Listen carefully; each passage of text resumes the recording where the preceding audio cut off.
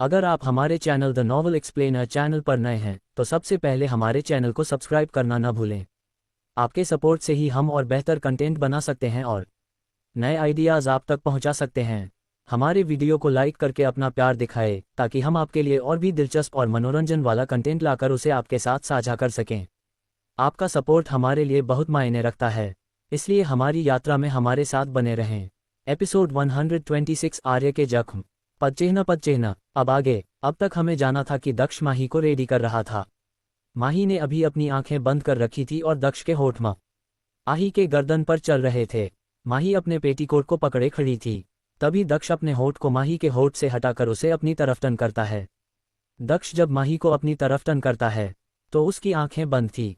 यह देखकर दक्ष माही को देखकर बोलता है, मिसेज दक्ष माही स्मिथ, क्या आप अपनी आंखें खोल सकती है? और माही जैसे ही अपना पूरा नाम सुनती है तो एकदम से अपनी आंखें खोल लेती है और तभी उसकी नज़र दक्ष से मिलती है, जिसकी आंखों में एक अलग ही जुनून था माही को पा लेने का। और यह बात सिर्फ दक्ष जानता था कि उसने खुद को अभी तक कैसे रोक रखा था, क्योंकि वो माही की मंजूरी के बिना कुछ नहीं करना चाहता था।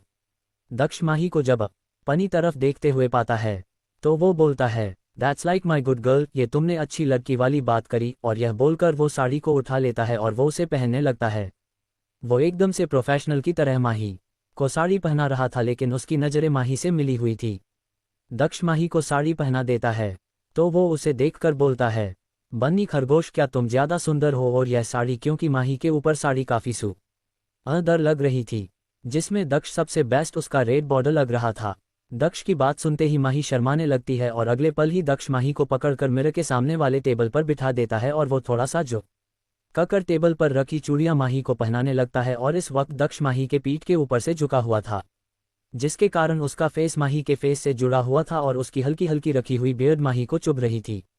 तभी दक्ष माही को अपने तरफ टर्न करता है और वो उसका बिल्कुल लाइट मेकअप कर रहा था। और मेकअप करते हुए वो अपने होठ माही के होठ से जोड़ देता है, क्योंकि वो माही को जब खुद देखते हुए पाता है तो वो खुद को नहीं रोक पाता है। दक्ष के ऐसे अचानक किस करने पर माही को समझ ही नहीं आता है कि अचानक क्या हुआ, लेकिन जब उस दक्ष की किस अच्छी लगने लगती है तो वो भी दक्ष का साथ देने लगती है। और माही का साथ पाकर दक्ष और माही की किस कब एक डीप किस में बदल जाती है। इस बात का एहसास दोनों को ही नहीं था और वो दोनों एक दूसरे में खोए हुए थे। और इसी के साथ दक्ष के हाथ माही के हाथ साड़ी के अंदर माही के पेट पर चल रहे थे। हॉस्पिटल में आर्य जो सोफे पर आकर लेट गई थी, तभी अहीर आर्य के पास आते हुए घुटने के बल पर बैठकर उसकी ट्रीटमेंट करने लगता है, क्योंकि उसके कैबिन में बेड की व्यवस्था नहीं थी। और अगर वो आर्य को बाहर जाकर ट्रीटमेंट करवाने के लिए बोलता तो वो जानता था कि वो कभी नहीं मानती, इसलिए वो उसे सोफे पर लेटने को बोलता है। अहीर जब आर्य के जख्म को देख रहा था तो उसे जिस बात का डर था वही हुआ, क्योंकि आर्य ने गोली को सही से ना बड़ी ही निकाला था। उसके कुछ पार्टिकल अभी तक उसके बॉडी में ही थी, इसी कारण उसका जख्म ठीक नहीं हो रहा था। वही अहीर जब उन पार्टिकल को आर्य की बॉडी से निकालने लगता है तो पहली बारी आर्य मूव करती है। जाहिर था कि उसे अब दर्द बर्दाश्त नहीं हुआ था, इसलिए वो मूव हुई थी। जब अहीर को लगता है कि आर्य को पेन हो रहा है तो वो उसके जख्म वाली जगह को सुन भी नहीं कर सकता था, क्योंकि उससे आर्य का खून बहना नहीं रुकता। इसलिए वो आर्य की बाजू की पकड़कर अपने शोल्डर पर रख देता ताकि उसे थोड़ा सपोर्ट मिल जाए। अहीर धीरे धीरे आर्य के जख्म पर दवाई लगा देता है और उसे यह करने में लगभग आधा घंटा लग जाता है, क्योंकि सही से ट्रीटमेंट ना बड़ी ही करने की वजह से घाव ज़्यादा बढ़ गया था। और जैसे ही वो अच्छे से दवाई लगा देता है तो वो आर्य की तरफ देखकर बोलता है, और अब तुम केयरफुल रहना, इस पर कुछ दिन पानी मत डालना और 2 दिन बाद इसकी पट्टी चेंज करवा लेना। अहीर जो आर्य को बोले जा रहा था, लेकिन हमारी आर्य मैडम तो वही सोफे पर ही सो चुकी थी, क्योंकि वो अपने काम के चलते सही से सो नहीं पाती थी और पिछले दिनों में तो उसको जख्म के कारण दर्द की वजह से ही नींद नहीं आ रही थी।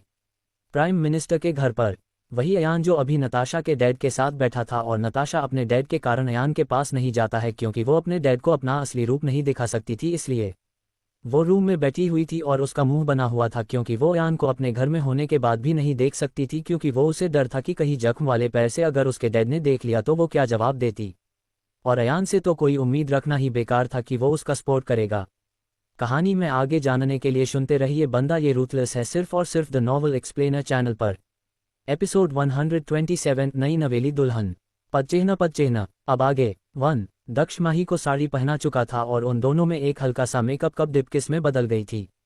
इस बात का दोनों की एहसास नहीं था, लेकिन जब माही को सांस लेने में दिक्कत होने लगी तो वो दक्ष के चेस्ट पर अपने हाथ रखकर उसे दूर करने लगती है और ये देखकर दक्ष को एहसास होता है कि उसकी बन्नी खरगोश को सांस लेने में दिक्कत हो रही है, इसलिए वो उसे छोड़ देता है।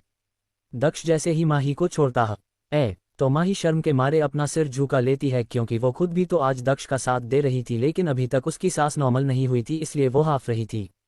दक्ष जब माही को हाफते हुए देखता है तो वो माही को टेबल पर बिठा देता है और उसके बालों को सेट करने लगता है। उसने माही के बालों को सीधे करके बीच की मांग निकाली थी और बीच में उसकी मांग सिंदूर से भर देता है, क्योंकि माही को हेयर पिन से दिक्कत होता है, इसलिए उसने हेयर पिन को यूज नहीं किया था। जब तक दक्ष माही के बाल बना रहा था तब तक माही नॉर्मल हो चुकी थी। ये देखकर दक्ष अपने घुटनों के बल बैठ जाता है और वो माही को अपने तरफ टर्न करके उसके होठों पर हल्का सा किस करके उसके होठ पर डार्क रेड कलर की लिपस्टिक लगाने लगता है। दक्ष ने माही को पूरी तरीके से रेडी कर दिया था और वो काफी खूबसूरत लग रही थी, जिसमें सबसे ज्यादा उसके पूरे लुक में लाल रंग फब रहा था, जो उसे बिल्कुल दुल्हन वाला लुक दे रहा था। तभी दक्ष माही को ब्राइडल स्टाइल में गोद में उठा लेता है और वो उसे बेड पर बिठा देता है। फिर वो एक बॉक्स लेकर आता है, जिसमें से वो कुछ चूड़ियां निकालकर माही को पहनाकर उसी बॉक्स में एक पायल का जोड़ा निकालकर माही के पैरों में पहना देता है। दक्ष जब माही को तैयार कर रहा था तो माही की नज़रें लगातार उस पर बनी हुई थी, क्योंकि उसके मन में सवाल था कि यह इंसान सबका छोटे ऊंचा जानता है, फिर चाहे खाना बनाने से साड़ी पहनने तक और यहाँ तक मेकअप से लेकर बाल बनाने तक वो सब चीज़ों में परफेक्ट था। दक्ष माही को देखकर बोलता है, बन्नी खरगोश तुम कुछ देर रेस्ट करो, मैं रेडी होकर आता हूँ, अभी पार्टी में जाने में कुछ वक्त है। ये बोलकर दक्ष चला जाता है। तभी माही जो बेड पर बैठी थी उसके कदम अपने आप मिरर के तरफ बढ़ जाते हैं और माही जब खुद को देखती है तो वो खुद को देखती ही रह जाती है, क्योंकि आज उसे खुद विश्वास नहीं हो रहा था कि वो सिंपल मेकअप से भी इतनी सुंदर कैसे लग सकती है। माही का लुक अभी ऐसा था जिसमें उसका रेड ब्लाउज के साथ ब्लैक साड़ी में रेड बॉर्डर के ऊपर ब्लैक फूल काफी फब रहे थे और उसकी आंखों में लगा काजल और रेड बैंगल्स के साथ मांग में भरा सिंदूर उसे नई दुल्हन का लुक दे रहा था। और माही जैसे ही अपने कदम बढ़ा रही थी तो पायल की छम छम की आवाज़ पूरे रूम में गूंज रही थी। हॉस्पिटल में वही अहीर ने जैसे ही माही की ट्रीटमेंट करी तो वो आर्या को सोते देखकर उसे उठाता नहीं है, क्योंकि वो उसे सोती हुई बहुत प्यारी लग रही थी, इसलिए वो उसके ऊपर अपनी जैकेट डाल देता है और वो जाकर अपनी चेयर पर बैठकर अपने दोनों हाथों से सिर के दबाने लगता है। तभी अहीर खुद से ही बोलता है, अहीर सिर पकड़ कर रखने से कुछ नहीं होगा, शाम को दक्ष की रखी पार्टी में भी जाना है, इसलिए वो टेलीकॉम से अपने असिस्टेंट को कॉल करके बोलता है, मेरे लिए एक कॉफ़ी लेकर आओ। वही अहीर का असिस्टेंट जब अहीर की नॉर्मल आवाज़ सुनता है तो उसे हैरानी होती है, क्योंकि उसे तो लग रहा था कि आर्य के उसके कैबिन में जाने के कारण वो उस पर गुस्सा करेगा। प्राइम मिनिस्टर के घर पर अयान जो नताशा के डैड के साथ बात कर रहा था, उसने उनसे कुछ काम से जुड़ी बातें कर ली थी, जिससे नताशा के डैड को कोई शक नहीं होता है। लेकिन तभी नताशा के डैड कुछ बोलते हैं, जिससे अयान के फेस के एक्सप्रेशन बिल्कुल बदल गए थे, क्योंकि उन्होंने अयान के सामने नताशा का रिश्ता जो रख दिया था। तभी नताशा के डैड अयान को देखते हुए बोलते हैं, बेटा मैं ये बात तुमसे खुद पहले से करना चाहता है, लेकिन सही वक्त का इंतजार था, और तुम तो जानते हो कि प्राइम मिनिस्टर होने के कारण मुझ पर हमेशा खतरा बना रहता है और मैं एक हट मरीज हूँ, और तुम तो जानते हो कि नताशा कितनी मासूम है। वो हल्के से छोर से डर जाती है। तो लड़ाई तो दूर की बात है, लेकिन मेरे कई दुश्मन हैं और मैं नहीं चाहता हूं कि मेरी बेटी की मासूमियत का फ़ायदा उठाएं, क्योंकि वो पहले ही बिना मां की बच्ची है, इसलिए क्या तुम उससे शादी कर सकते हो? अयान नताशा के डैड की बात सुनते ही बोलता है, अंकल मैं ये कैसे कर सकता हूँ? मुझ में और नताशा में ज़मीन आसमान का फ़र्क है, इसलिए मुझे लगता है कि आपको किसी और को उसके लिए ढूंढना छोटी ये वही अयान की बात सुनते ही नताशा के डैड थोड़ा उदास होकर बोलते हैं, बेटा तुम अपना वक्त लेकर फैसला लेना, और उसके बाद भी अगर तुम्हारी ना हुई तो मुझे कोई दिक्कत नहीं होगी, क्योंकि मुझे लगता है कि मेरी बेटी को तुमसे बेहतर कोई नहीं संभाल सकता है, और अंजलि जी के रूप में उसे एक सास के मां मिल जाएगी, क्योंकि वो बच्ची हमेशा मां के प्यार के लिए तरसती रही है। कहानी में आगे जानने के लिए सुनते रहिए बंदा ये रूथलेस है, सिर्फ और सिर्फ द नॉवल एक्सप्लेनर चैनल पर। एपिसोड 128 अहीर की किस पदचिह्न। अब आगे 1 अहीर जो अभी अपनी चेयर पर आंखें बंद करके बैठा था, तभी उसके कैबिन के बाहर नोक होता है और वो अंदर आने के लिए बोल देता है, लेकिन फिर उसे एहसास होता है कि आर्य ने गेट बंद कर दिया था, इसलिए वो अपनी चेयर से उठकर जाकर कैबिन का लॉक खोल देता है। अहीर ने जैसे ही कैबिन का गेट खोला तो उसे सामने उसका असिस्टेंट दिखता है, जो अभी अपने हाथ में कॉफ़ी की ट्रे लिए खड़ा था। ये देखकर अहीर उसके हाथों से ट्रे लेकर एक बारी फिर से उसके मुंह पर दरवाजा बंद कर देता है, क्योंकि वो नहीं चाहता था कि आर्य को उस हालात में ई देखे क्योंकि उसने अभी अपना टॉप नहीं पहना था। हालांकि अहीर ने उसके ऊपर अपनी जैकेट डाली थी, लेकिन फिर भी वो अपने अंदर जलन के भाव महसूस कर रहा था कि कोई भी आर्या को वैसे नहीं देख सकता है। अहीर अपनी काफ़ी को पीने के बाद बोलता है, अहीर चल शेरनी को उठा क्योंकि पार्टी में बुलाया है और अगर यह भी वहां नहीं गई तो मेरी बहन उदास हो जाएगी। इसलिए वो आर्या को उठाने के लिए आवाज़ लगाता है, लेकिन आर्या के ऊपर अहीर की आवाज़ का कोई असर नहीं होता है क्योंकि वो गहरी नींद में सो रही थी। प्राइम मिनिस्टर के घर पर अयान नताशा के डैड की बात सुनते ही बोलता है, अंकल अभी के लिए मुझे चलना चाहिए क्योंकि मुझे कुछ जरूरी काम है कर। क्योंकि उसे दक्ष की पार्टी में जो जाना था और उससे पहले वो ये भी चेक करना चाहता था कि उसका सामान वक्त पर पहुंच चुका है और नहीं, क्योंकि नताशा ने चाहे रोड को सही कर दिया था लेकिन फिर भी थोड़ी देरी हो चुकी थी। अयान जो अपनी कार में बैठकर जाने लगता है कि तभी उसे अपने मिरर में बालकनी में खड़ी नताशा दिखती है, जो उसे ऊपर खड़ी देख रही थी। ये देखकर अयान खुद से ही बोलता है, आखिर इसके डैड को ये किस एंगल से मासूम दिखती है, क्योंकि पिछले कुछ मिनटों में जो हुआ उसके बाद अयान को वो कहीं से भी मासूम नहीं लग रही थी। ये बोलकर अयान नताशा को एक नज़र देखकर वहां से चला जाता है दक्ष के विला में। दक्ष को रेडी होकर आचक छोटे ऊ का था और उसने माही मैच करने के लिए रेड और ब्लैक लुक लिया हुआ था और वो इतना हैंडसम लग रहा था कि माही उसे घूरे जा रही थी, वो भी बिल्कुल बेशर्म की तरह। और तभी माही खुद से ही बोलती है, आखिर यह इंसान इतना एडसम कैसे लग सकता है, क्योंकि उसके नॉर्मल लुक में लकड़ियां उस पर फिदा थी और अब तो वो और रॉयल लुक दे रहा था। तभी दक्ष माही को देखकर बोलता है, बन्नी खरगोश अगर देखना हो गया हो तो क्या हम पार्टी के लिए चले, क्योंकि सब लोग वेट कर रहे होंगे। ये बोलकर दक्ष माही के पास आते हुए उसके माथे पर किस करता है और वो उसके आगे अपना हाथ बढ़ा देता है। दक्ष का हाथ देखकर माही दक्ष के हाथों में अपना हाथ रख देती है क्योंकि दक्ष आज उसे मोहित कर रहा था।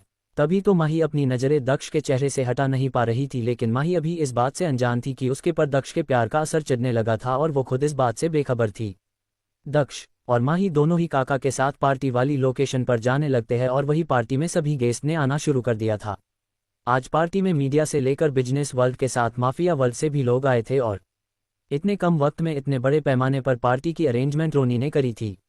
इस पार्टी में दक्ष के ऑफिस से लेकर माही के घर वालों के साथ अहीर के घर वाले भी शामिल किया गया था। पार्टी की थीम रेड और ब्लैक थी, लेकिन गेस्ट को बोला गया था कि वो सब व्हाइट कलर के कपड़े पहने ताकि हमारा कपल अलग से ही दिखे। वही अहीर जो लेट हो चुका था क्योंकि उसकी वजह आर्या थी, क्योंकि वो जब आर्या को उठाने लगता है तो उसका पैर में अटक जाता है और वो आर्या के ऊपर गिर जाता है और उसके अचानक से गिरने के कारण आर्या एकदम से अलर्ट हो जाती है और पलट जाती है। इसके कारण अहीर सोफे से नीचे गिर जाता है और उसके ऊपर आर्या गिरती है, जिस के कारण आर्या और अहीर के होठ आपस में जुड़ जाते हैं। वही अहीर जो पार्टी हॉल के बाहर खड़ा सोच रहा था कि उसे क्या हो गया था, क्योंकि जब उसके होठ आर्या के होठ को टच करते हैं तो वो उसे किस करने लगता है। हाँ तक उसने आर्या के मुंह को पकड़कर उसे जबरदस्ती किस किया था और वो खुद पर काबू नहीं कर पाया था, इसलिए जब किस खत्म हुई तो वो आर्या की तरफ देखे बिना सॉरी बोलकर केबिन से निकलते हुए बोलता है कि पार्टी में टाइम से आ जाना। तभी अहीर अपनी सोच पर रोक लगाकर अंदर जाते हुए रोनी से मिलते हुए बोलता है कि यह पार्टी क्यों रखा गया है, क्योंकि दक्ष ने पार्टी के बारे में किसी को नहीं बताया था। हालांकि रोनी को सिर्फ पार्टी की तैयारी करने के बारे में बोला गया था, लेकिन अगर उसे पता भी होता तो भी वो दक्ष से जुड़ी बात कभी अहीर तो क्या किसी को भी नहीं बताता। कहानी में आगे जानने के लिए सुनते रहिए बंदा ये रूथलेस है सी अफ और सिर्फ द नॉवल एक्सप्लेनर चैनल पर। एपिसोड 129 दक्ष और अयान पद चिन्ह। अब आगे 1। अब तक हमने जाना था कि दक्ष ने पार्टी रखी थी, तो अब तक सब लोग पार्टी में आ चुके थे और अब सबको माही और दक्ष का इंतजार था, क्योंकि सबको ये बात जाननी थी कि दक्ष ने ये पार्टी क्यों रखी थी। तभी वहां होटल के बाहर कारें आकर रुकती है और उन कारों को चारों तरफ से गॉड कवर कर लेते हैं और रोनी आगे आकर उसमें से एक कार का गेट खोलता है, जिसमें से रोनी दक्ष बाहर निकलता है। उसका रुतबा ही ऐसा था कि गार्ड्स के कवर करने के बाद भी मीडिया उसकी एक फोटो लेने की पूरी कोशिश कर रही थी। तभी दक्ष अपना हाथ कार के अंदर की तरफ बढ़ाता है और माही दक्ष का हाथ पकड़कर बाहर आ जाती है, लेकिन उन दोनों को गार्ड्स ने अच्छे से कवर कर रखा था और दक्ष के औराएं के कारण कोई आगे नहीं आ रहा था, लेकिन मीडिया के कैमरे के कारण वहां फोटो क्लिक होने की काफी आवाज आ रही थी, जिसके कारण माही अनकंफर्टेबल हो रही थी और वो दक्ष के हाथ को कसकर पकड़ लेती है। दक्ष पहले से ही जानता था कि उसकी बन्नी खरगोश उसके घर वालों से अलग है, इसलिए वो उसे कंफर्टेबल करने की पूरी कोशिश कर रहा था, लेकिन ये दिन एक न एक दिन आना ही था जब माही और दक्ष के रिश्ता सबके सामने आता, इसलिए वो वक्त अगर पहले ही आ चुका था और इसके लिए दक्ष तैयार रहा था। दक्ष माही का हाथ पकड़कर होटल में जाने लगता है। तभी माही वहां अपने घर वालों को देखती है तो वो दक्ष के हाथ को खींचने लगती है। ये देखकर दक्ष माही को देखकर बोलता है, बन्नी खरगोश कुछ देर रुक जाओ। उसके बाद अपने घर वालों से मिल लेना, लेकिन माही कहाँ कम थी। उसने अपने कदम आगे बढ़ाने बंद कर दिए थे और वो अयान को देख रही थी। तभी दक्ष माही के रुके कदमों के कारण उसकी तरफ देखता है और वो जब उसकी नज़र माही की नज़रों पर जाती है जो अभी अयान को देख रही थी, यह देखकर दक्ष के चेहरे पर जलन के भाव दिखने लगते हैं, क्योंकि लड़कियां उसे देखने के लिए कुछ भी करने को तैयार रहती थी, लेकिन उसकी बीवी उसको देखने की जगह अपने भाई को ही भाव देती रहती थी। दक्ष ये देखकर माही को जलन के मारे बोलता है, बन्नी खरगोश चलो वरना मैं तुम्हें गोद में उठा कर ले जाऊंगा। लेकिन तभी माही बड़ी मासूमियत से दक्ष की तरफ देखकर बोलती है, डेविल प्लीज मुझे बस कुछ मिनट घर वालों से मिलने दो, उसके बाद आप जो बोल दोगे मैं वो पक्का करूंगी। ये बोलकर वो उसे रिक्वेस्ट वाली नज़रों से देखने लगती है। दक्ष माही की रिक्वेस्ट वाली नज़रों को देखकर खुद को रोक नहीं पाता है और वो माही के मॉम और डैड की तरफ अपने कदम बढ़ा देता है। वही माही जब अपने मॉम और डैड को देखती है तो वो अपना हाथ दक्ष के हाथ से छुड़ाकर उन दोनों के गले मिल जाती है। तभी अंजलि जी माही से कन्फर्म करने के लिए पूछती है, बच्चा आप ठीक हो, आपको कोई परेशानी तो नहीं है। वही माही के पास खड़ा दक्ष अंजलि की बात समझ जाता है, इसलिए वो अंजलि जी की तरफ देखकर बोलता है, सासू माँ सिर्फ अपनी बेटी से ही मिलती रहेगी और मुझसे भी मिलेगी और आप चिंता नहीं करें, आपको बेटी को मैंने कोई परेशानी नहीं दी है। ये बोलकर दक्ष माही को देखकर बोलता है, बन्नी खरगोश मेरे पास आकर खड़ी हो, फिर हम साथ में सासू माँ और ससुर जी का आशीर्वाद लेंगे। माही जब दक्ष की बात सुनती है तो वो अच्छे बच्चे की तरह उसके पास जाकर खड़ी हो जाती है और फिर झुककर दक्ष और माही दोनों ही शेखर जी और अंजलि के पैर छूकर आशीर्वाद लेते हैं। और माही आशीर्वाद लेने के बाद आर्य से मिलती है जो होटल के वॉशरूम में ही रेडी हुई थी, क्योंकि वो वहां लेट पहुंची थी। माही आर्य को देखकर बोलती है, दी क्या आप अच्छे से नींद पूरी नहीं कर रहे हैं, देखे आपके चेहरे पर डार्क सर्कल्स आ गए हैं। आर्य नॉर्मल होकर माही को जवाब देती है कि थोड़ा काम के कारण उसकी नींद पूरी नहीं हुई है, क्योंकि वो नहीं चाहती थी कि किसी को भी शक हो कि वो चोट की वजह से सो नहीं पा रही थी, और खासकर वो अंजलि जी को कुछ नहीं बताना चाहती थी, वरना वो उसकी अच्छी से क्लास लगा देती। इसी वजह से वो घर में भी किसी को कुछ नहीं बता रही थी। तभी माही आर्य से मिलने के बाद अयान की तरफ जाती है और वो उसे हक करती है। ये देखकर दक्ष माही को देखकर बोलता है, बन्नी खरगोश मुझे भी तो साले साहब से मिलने दो। ये देखकर माही का मुंह बन जाता है और वो धीरे से बोलती है, जलकुकड़े कही कि ये बोलकर वो अयान से दूर हट जाती है। तभी दक्ष अयान के गले मिलते हुए धीरे से बोलता है, साहब मैंने आपके लिए खुद प्राइम मिनिस्टर से आपके रिश्ते की बात करी है, इसलिए लड़की भी अच्छी है और मौके का फायदा उठाकर बसा कर देना, क्योंकि दक्ष स्मिथ न खुद लड़की को चेक किया है, इसलिए तुम्हें वो ही आला पाएगी। ये बोलकर दक्ष अयान से अलग होते हुए मुस्कान लिए देखने लगता है। कहानी में आगे जानने के लिए सुनते रहिए बंदा ये रूथलेस है, सिर्फ और सिर्फ द नॉवल एक्सप्लेनर चैनल पर। एपिसोड 130 अहीर का गुस्सा पद चिन्ह। अब आगे 1। अब तक हमने जाना था कि दक्ष अयान को देखकर बोलता है कि उसने नताशा के डैड से बात किया है, क्योंकि नताशा एक अच्छी लड़की है। अयान ये बात पहले से ही जानता था कि दक्ष ने पता लगवाया है कि अयान अब तक किस लड़की से जुड़ा है, लेकिन वो नताशा के डैड से बात करेंगे। अयान ने यह नहीं सोचा था कि उसके लिए लड़की ढूंढने के लिए इतना आगे बढ़ जाएगा। अयान माही के सामने कुछ नहीं करना चाहता है, इसलिए वो नॉर्मल ही रहता है। तभी दक्ष माही का हाथ पकड़कर स्टेज पर ले जाने लगता है, क्योंकि वहां मौजूद सभी लोग उन्हें देख रहे थे और कहीं न कहीं सबके मन में सवाल था कि मिस्टर श्रीवास्तव की बेटी का दक्ष के साथ क्या रिश्ता है। माही जो दक्ष के साथ जा रही थी वो अयान की तरफ पलटकर बोलती है, भाई मैं आपसे बाद में मिलती हूं। और यह सुनकर दक्ष के फेस एक्सप्रेशन बदल जाते हैं, क्योंकि माही पहली लड़की थी जो दक्ष की बात नहीं मानती थी और दक्ष उसे कुछ बोल भी नहीं पाता था, वरना वो उसे मासूमियत से देखने लगती थी। दक्ष माही का हाथ पकड़कर स्टेज ले जाता है और वो माही की कमर पकड़कर खड़ा हो जाता है। तभी रोनी उसके हाथ में एक माइक देता है और दक्ष माइक लेते ही अपनी रौबदार आवाज में बोलता है, इस पार्टी में सभी लोगों का स्वागत है और मैं बात को लंबा नहीं खींचते हुए यह ऐलान करता हूं कि मैंने शादी कर ली है और मिलिए मेरी वाइफ यानी दक्ष माही स्मिथ से। यह बोलते हुए वो माही की तरफ देखता है जो उसे देख रही थी। दक्ष और माही दोनों ही एक दूसरे को देख रहे थे।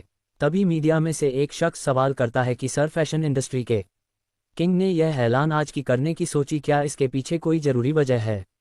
ये सुनते ही माही के साथ सबकी नज़रें दक्ष पर आ जाती है, क्योंकि सबको उसके जवाब का इंतजार था। वही दक्ष उस शख्स को देखकर बोलता है, क्यों छोटी ई मैं आज के दिन को अपना बेहतरीन दिनों में से एक दिन बनाना चाहता हूं और मेरे जन्मदिन से बेहतर दिन कोई हो नहीं सकता था, इसलिए मैंने ये दिन चुना। लेकिन उसके जवाब से लोगों को तो नहीं फर्क पड़ा था, सिवाय माही के साथ हीर और काका रोनी को जरूर झटका लगा था कि दक्ष जिसे अपने जन्मदिन का जिक्र करना पसंद नहीं था, आज वो खुद इसका जिक्र कर रहा है। वही माही उस पल को कैसे भूल सकती थी जब दक्ष ने केक को फेंक डाला था, वहीं दक्ष सभी लोगों को अनाउंसमेंट करते हुए बोल रहा था कि इसी के जश्न में आज केक कटिंग भी होगी। अहीर जो अभी अपने हाथ में जूस का गिलास लिए खड़ा था, उसके हाथ से जूस का गिलास गिर जाता है और ये देखकर अहीर के डैड उसके कंधे पर हाथ रखते हुए बोलते हैं, तुम्हारा दक्ष बदल रहा है, इस बात को तुम भी मान लो। वही कोई और भी था जिसकी नज़रें अहीर पर बनी हुई थी, और वो आर्या जो अहीर को देख रही थी, जिसके फेस के एक्सप्रेशन दक्ष की बातों से बदल रहे थे। तभी अहीर अपने डैड को देखते हुए बोलता है, डैड आप गलत है, मुझे तो लग रहा है कि दक्ष के मन में फिर से कुछ चल रहा है, इसलिए मुझे उससे बात करनी होगी, वरना कहीं वो मेरी बच्ची के साथ कुछ गलत न कर डाले। अहीर अपने कदम दक्ष की तरफ बढ़ाने ही वाला होता है कि उसके बीच में रोनी आ जाता है, और रोनी को देखकर अहीर उसे देखते हुए बोलता है, क्या कर रहा है रोनी, रास्ते से हट, मुझे दक्ष से बात करनी है। लेकिन रोनी अहीर के रास्ते से नहीं हटता है, और वो अहीर को देखकर बोलता है, किंग ने ये मैसेज तुम्हें देने को बोला है कि वो जो कर रहे हैं वो सोच समझ कर रहे हैं। अहीर रोनी की बात सुनते ही बोलता है, अगर तुम्हारा हो गया हो तो क्या मैं दक्ष से जाकर बात कर लूँ। रोनी अहीर की बात सुनते हुए बोलता है, जब तक ये पार्टी खत्म नहीं हो जाती तब तक तुम किंग से नहीं मिल सकते हैं, क्योंकि यह उन्हीं का फैसला है। अहीर रोनी की बात सुनते ही गुस्से में भड़कते हुए बोलता है, तुम और तुम्हारा किंग दोनों ही बाढ़ में जाओ। ये बोलकर वो जाने लगता है कि तभी वो पलटकर रोनी के तरफ बढ़कर उसके कॉलर को पकड़कर बोलता है, एक बात याद रखना, अगर इस बारी तेरे किंग की वजह से बच्ची को हट हुआ तो याद रखना, उसके बाद अगर तू तो क्या तेरा किंग भी मुझे नहीं रोक पाएगा।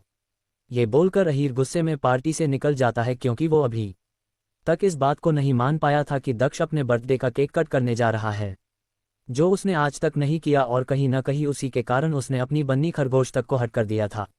अहीर को ऐसे गुस्से में जाता देखकर रोनी भी उसके पीछे जाने लगता है, क्योंकि अभी माही के साथ दक्ष था तो उसकी सेफ्टी पर कोई खतरा नहीं आएगा, इसलिए रोनी भी उसके पीछे चला जाता है। और वही पार्टी में जिया जो दक्ष को पसंद करती थी और वो किसी भी कीमत में दक्ष को पा लेना चाहती थी, इसलिए वो ड्रिंक करते हुए बोल रही थी, माही तुमने बहुत बड़ी गलती कर दी, इसलिए इसकी सजा तो तुम्हें मिलेगी, और वो भी आज और अभी इसी पार्टी में मिलेगी।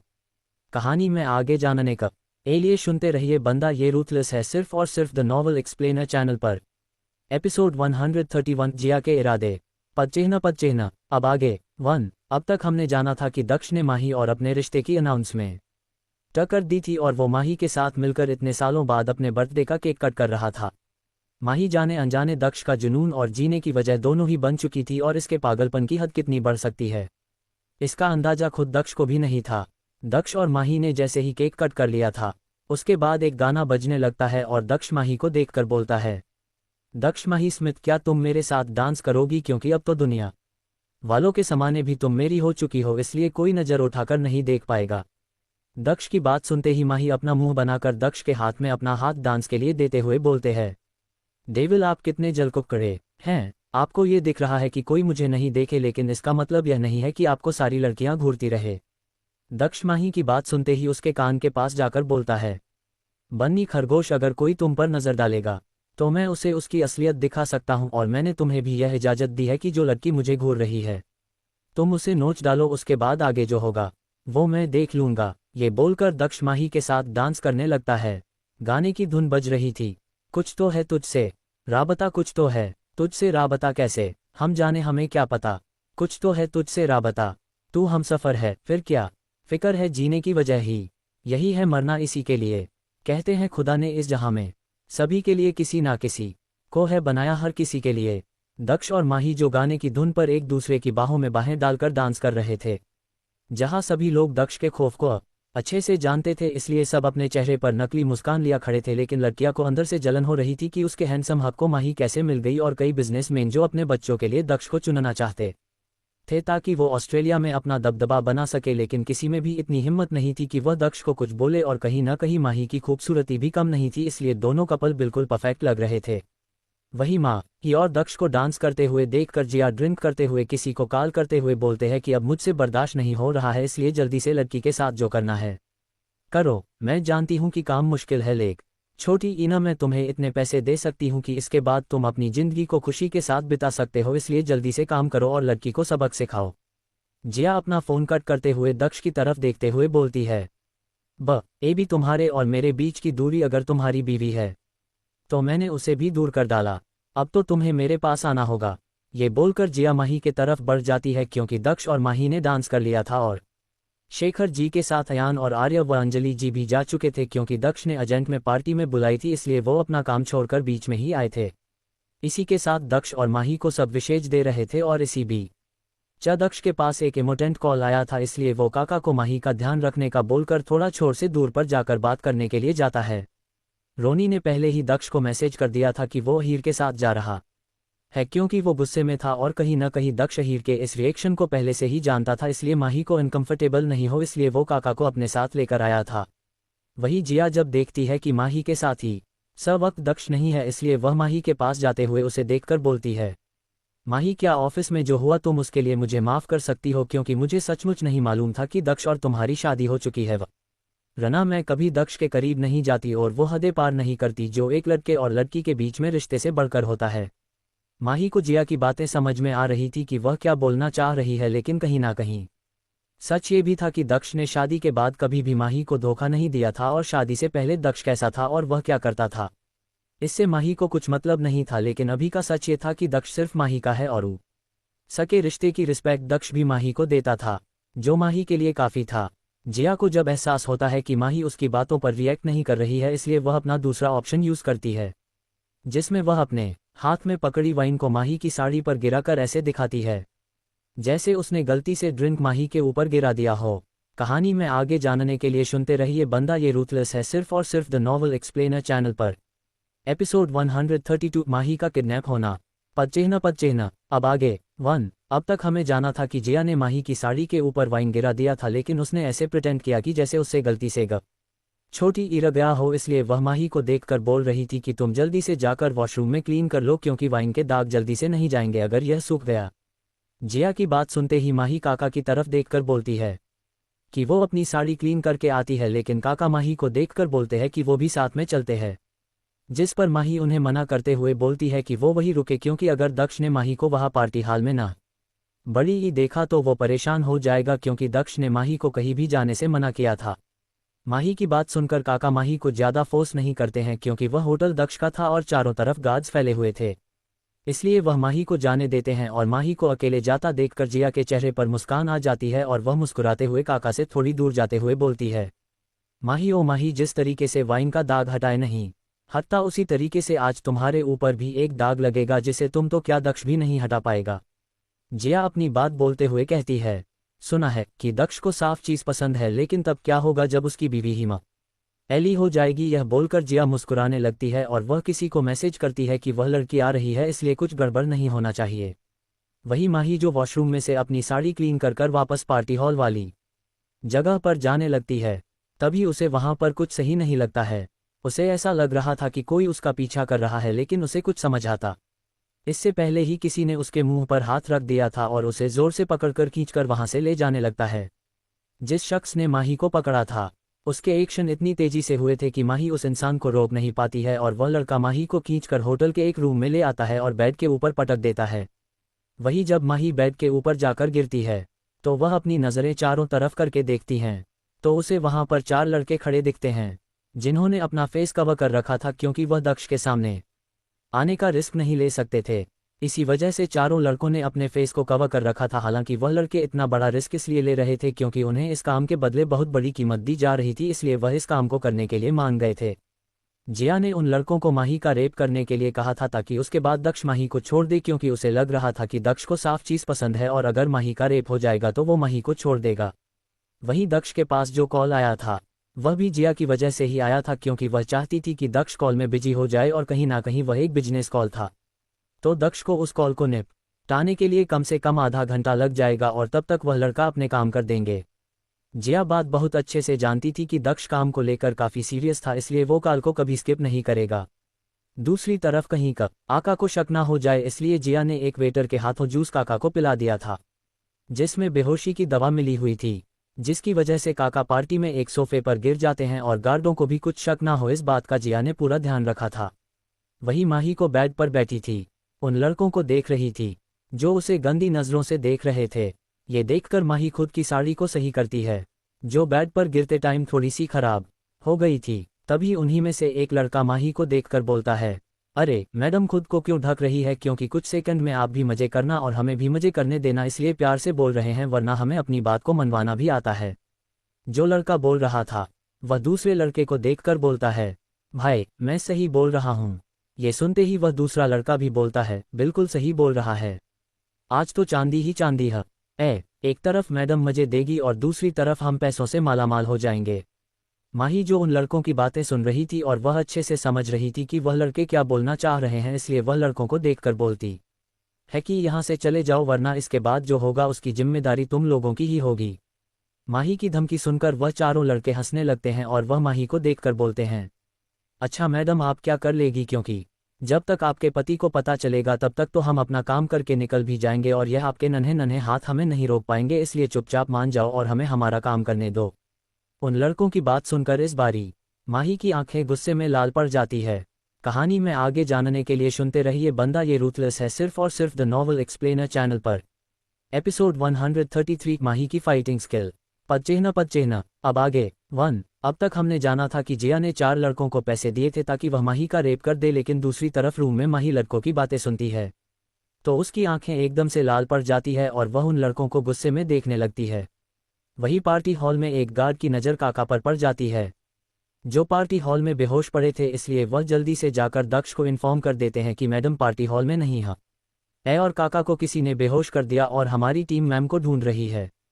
दक्ष जब गॉड की बात सुनता है तो वो गुस्से में पगला जाता है और वो गुस्से में उस गॉड को देखकर बोलता है, तुम सबको तो मैं बाद में देखता हूँ। ये बोलकर दक्ष अपने फ़ोन में चल रही कॉल को कट कर देता है जो उसने म्यूट पर डाली हुई थी, क्योंकि गार्ड उससे बात करने आया था और दक्ष अपने फ़ोन में से एक ट्रैकर की एप्लीकेशन निकालकर माही की लोकेशन को ट्रैक करने लगता है, क्योंकि पार्टी में आने से पहले दक्ष ने माही को पायल पहनी थी जिसमें ट्रैकर लगा हुआ था। वही रूम में उन चारों में से एक लड़का बेड पर आते हुए माही के पास जाने लगता है और सबसे पहले वह माही को छू पाता। माही उसके पेट में गुस्से से एक लात मार देती है, क्योंकि माही एक ट्रेन फाइटर थी। हालांकि वह अपनी मर्जी से लड़ाई नहीं करती थी, लेकिन उसकी फाइटिंग स्किल काफ़ी अच्छी थी। वह लड़का जो खुद एक फाइटर था वह माही की किक को बर्दाश्त नहीं कर पाता है और बेड से नीचे गिर जाता है और अपने पेट को पकड़कर बैठ जाता है, क्योंकि उसे काफ़ी दर्द हो रहा था। माही इस वक्त गुस्से में जल रही थी और वह बेड से नीचे उतर जाती है और अपनी साड़ी के पल्लू को एक तरफ बांधकर उन बचे हुए तीनों लड़कों की तरह बढ़ने लगती है। वह गुस्से में उन लड़कों को देखकर बोलती है, क्या सोचा तुमने, एक लड़की अबला नारी है जो तुम कुछ भी कर लोगे, तुम्हें मजे करने थे, चलो आज मैं तुम्हें मजे देती हूँ जो तुम जिंदगी भर याद रखोगे। माही की बात सुनते ही उन तीनों लड़कों का जैसे मेलीगोहट हो गया हो, इसलिए वह तीनों मिलकर माही की तरफ बढ़ने लगते हैं कि तभी उन्हीं में से 2 लड़कों की बाजू को माही पकड़ लेती है और उनकी बाजू को मोड़कर उनकी हड्डियों को चटका देती है और वह गुस्से में बोलती है, क्या हुआ, सारी हिम्मत खत्म हो गई। ये बोलत हुए वह उन दोनों लड़कों को दूर फेंक मारती है, क्योंकि वह लड़के दर्द में चिल्ला रहे थे। माही की फाइटिंग स्किल इतनी एडवांस थी कि वह चारों लड़के माही के मूव्स को नहीं पकड़ पा रहे थे। तभी माही उसे आखिरी बचे लड़के के पास जाते हुए उसके फेस को पकड़ लेती है, जिसने थोड़ी देर पहले सब कुछ बोल रहा था कि तुम्हारे नन्हे नन्हे हाथ हम कैसे रोके। माही उस लड़के के गाल को गुस्सा में दबाते हुए बोलती है, मैंने बोला था कि चले जाओ वरना बुरा होगा, लेकिन तुमने नहीं सुना। ये बोलकर माही उसे लड़के के फेस पर एक पंच दे मारती है और वह चारों लड़के अभी वही निढाल होकर गिर जाते हैं। तभी माही रूम में रखे टेबल के ऊपर से लैंप उठा लेती है जो एक लोहे की रोड पर रखा हुआ था और वो उस लैंप को फेंकते हुए उस लैंप को अपने हाथ में पकड़ लेती है। माही ने जब लैंप को लोहे की रोड से अलग करने की कोशिश करी थी तो इसकी वजह से उसके हाथ पर चोट लग जाती है और उसके हाथ से खून बहने लगता है, लेकिन माही को इससे कोई फर्क नहीं पड़ता है और वह गुस्से में उस रोड को अपने हाथ में पकड़कर उन चारों लड़कों के ऊपर बरसाने लगती है। माही की आंखें इस वक्त तक गुस्से में जल रही थी जैसे वह मासूम माही नहीं हो जिसे लड़ाई झगड़ा पसंद नहीं हो। वह एक ज्वाला बन चुकी थी जिसकी आंखों में बेइम्तिहान गुस्सा था और वह बिना रुके उन लड़कों को मारे जा रही थी। वही जिया ने होटल की लिफ्ट को बंद कर दिया था, क्योंकि उसे पता चल चुका था कि दक्ष को पता चल चुका है कि माही गायब है और दक्ष को सीडीओ से जाते हुए कुछ वक्त लग जाएगा। इतने में वह लड़के वहां से निकलकर भाग जाएंगे, क्योंकि जिया ने लड़कों को मैसेज कर डाला था कि वह वहां से चले जाएं, क्योंकि वह दक्ष के आगे रिस्क नहीं लेना चाहती थी। वैसे तो जिया में अपनी पहचान उन चारों लड़कों से भी छुपा कर रखी था, क्योंकि वह दक्ष के मामले में कुछ रिस्क नहीं लेना चाहती थी, क्योंकि कहीं ना कहीं वह जानती थी कि दक्ष जब कुछ खोजना शुरू करेगा तो वह चारों लड़कों का मुंह जरूर खुलवा लेगा। इसी वजह से वह कोई भी रिस्क नहीं लेना चाहती थी। वही इस बात से अनजान जिया कि वह लड़के अब चाहकर भी उसके मैसेज को नहीं देख सकते थे, क्योंकि इस वक्त गुस्से में माही बिना रुके उन लड़कों को मारे जा रही थी, जिसके कारण उसके हाथ से भी लगातार खून बही जा रहा था। लेकिन न वह रुकने का नाम नहीं ले रही थी और उन चारों लड़कों के मुंह से अब तो आवाज आनी भी बंद हो चुकी थी क्योंकि माही ने उनको मार मार कर लगभग अधमरा कर डाला था। कहानी में आगे जानने के लिए सुनते रहिए बैंड ये रूथलेस है सिर्फ और सिर्फ द नॉवल एक्सप्लेनर चैनल पर। एपिसोड 134 माही का रोना। पदचिह्न। अब आगे 1। अब तक हमने जाना था कि माही ने उन लड़कों को मार मार कर अधमरा कर डाला था, लेकिन उसका गुज अशांत नहीं हो रहा था। इसकी वजह से वह लगातार उन लड़कों को मारे जा रही थी। तभी जिस रूम में माही थी उस रूम का गेट टूट जाता है और यह हमारा दक्ष था, जिसने गेट पर लात मारकर उस रूम के दरवाजे को तोड़ डाला था। दक्ष रूम में जब अंदर आता है वह रूम की हालत देखकर समझ जाता है कि वहां अभी क्या हुआ था, लेकिन तभी उसकी नज़र माही पर पड़ती है जो बिना रुके उन लड़कों को मारे जा रही थी। माही इस वक्त होश में ना बड़ी ये थी, वह बस उन लड़कों को मारे ही जा रही थी। दक्ष इतना तो जानता था कि माही को फाइटिंग आती है क्योंकि जिस दिन उसने माही को ट्रेनिंग में गार्डन के चक्कर लगाने को बोला था तो माही ने 3 चक्कर लगाए थे, और अगर माही को ट्रेनिंग नहीं दी होती तो वह एक चक्कर भी पूरा नहीं कर पाती। इसलिए उसे दिन दक्ष इतना तो समझ जाता है कि माही को फाइटिंग आती है, लेकिन आज वह अपनी आंखों से माही को फाइटिंग करते हुए सामने देख रहा था। तभी दक्ष की नज़र माही के हाथ से बहते हुए खून पर जाती है, इसलिए वह उसे रोकने के लिए उसके सामने जाकर खड़ा हो जाता है। लेकिन जब उसकी नज़रें माही की आंखों से मिलती है जो गुस्से में बिल्कुल लाल हो चुकी थी, ये देखकर दक्ष की हाथों की मुट्ठी कस जाती है क्योंकि आज फिर से किसी ने उसकी बन्नी खरगोश को हट किया था और वह भी दक्ष की वहां होते हुए, और दक्ष कुछ नहीं कर पाया। यह उसे बर्दाश्त नहीं हो रहा था। माही जो इस वक्त होश में नहीं थी, इसलिए वह गुस्से में फिर से मारने के लिए अपना हाथ आगे बढ़ाती है, लेकिन दक्ष उसके हाथ को पकड़ लेता है और जब माही को एहसास होता है कि किसी ने उसके हाथ को पकड़ा है तो वह उस एक खुद से दूर करने की कोशिश करती है क्योंकि वह अभी होश में ही नहीं थी कि उसके सामने इस वक्त दक्ष खड़ा है जो उसे रोक रहा है। इसलिए माही दक्ष को भी खुद से दूर करने की कोशिश कर रही थी, लेकिन दक्ष माही की फाइटिंग स्किल को अच्छे से काबू कर पा रहा था, इसलिए वह उसे कसकर हक कर लेता है क्योंकि वह नहीं चाहता था कि गुस्से में उसकी बन्नी खरगोश खुद को ही हक कर डालें। दक्ष माही के सिर पर अपने हाथ फेरते हुए उसे कस कर हक करते हुए बोलता है, बन्नी खरगोश शांत हो जाओ और देखो मैं आ गया हूं, इसलिए रिलैक्स हो जाओ, मैं देख लूंगा, अब तुम्हें कुछ करने की जरूरत नहीं है। कुछ मिनट तक माही दक्ष को हक करके खड़ी रहती है और तब जा कर उसे एहसास होता है कि यह उसका डेविल है, इसलिए यह एहसास होते ही कसकर दक्ष को पकड़ लेती है और उसके हाथ से लोहे की रोड नीचे गिर जाती है। माही दक्ष को गले लगे रोते हुए बोलती है, डेविल देखो ये लोग कितने गंदे हैं, यह मुझे गंदा गंदा बोल रहे थे और हमेशा मेरे साथ ही ऐसा क्यों होता है। पहले क्लब में, फिर अब ये लोग मुझे हट करने आ गए। भाई ने बोला था कि अगर मेरी शादी तुमसे हो जाएगी तो कोई मुझे नजर उठा कर नहीं देखेगा, लेकिन फिर भी सब मुझे गंदी नजरों से देखते हैं। ये बोलकर वह दक्ष को गले लगकर रोई जा रही थी।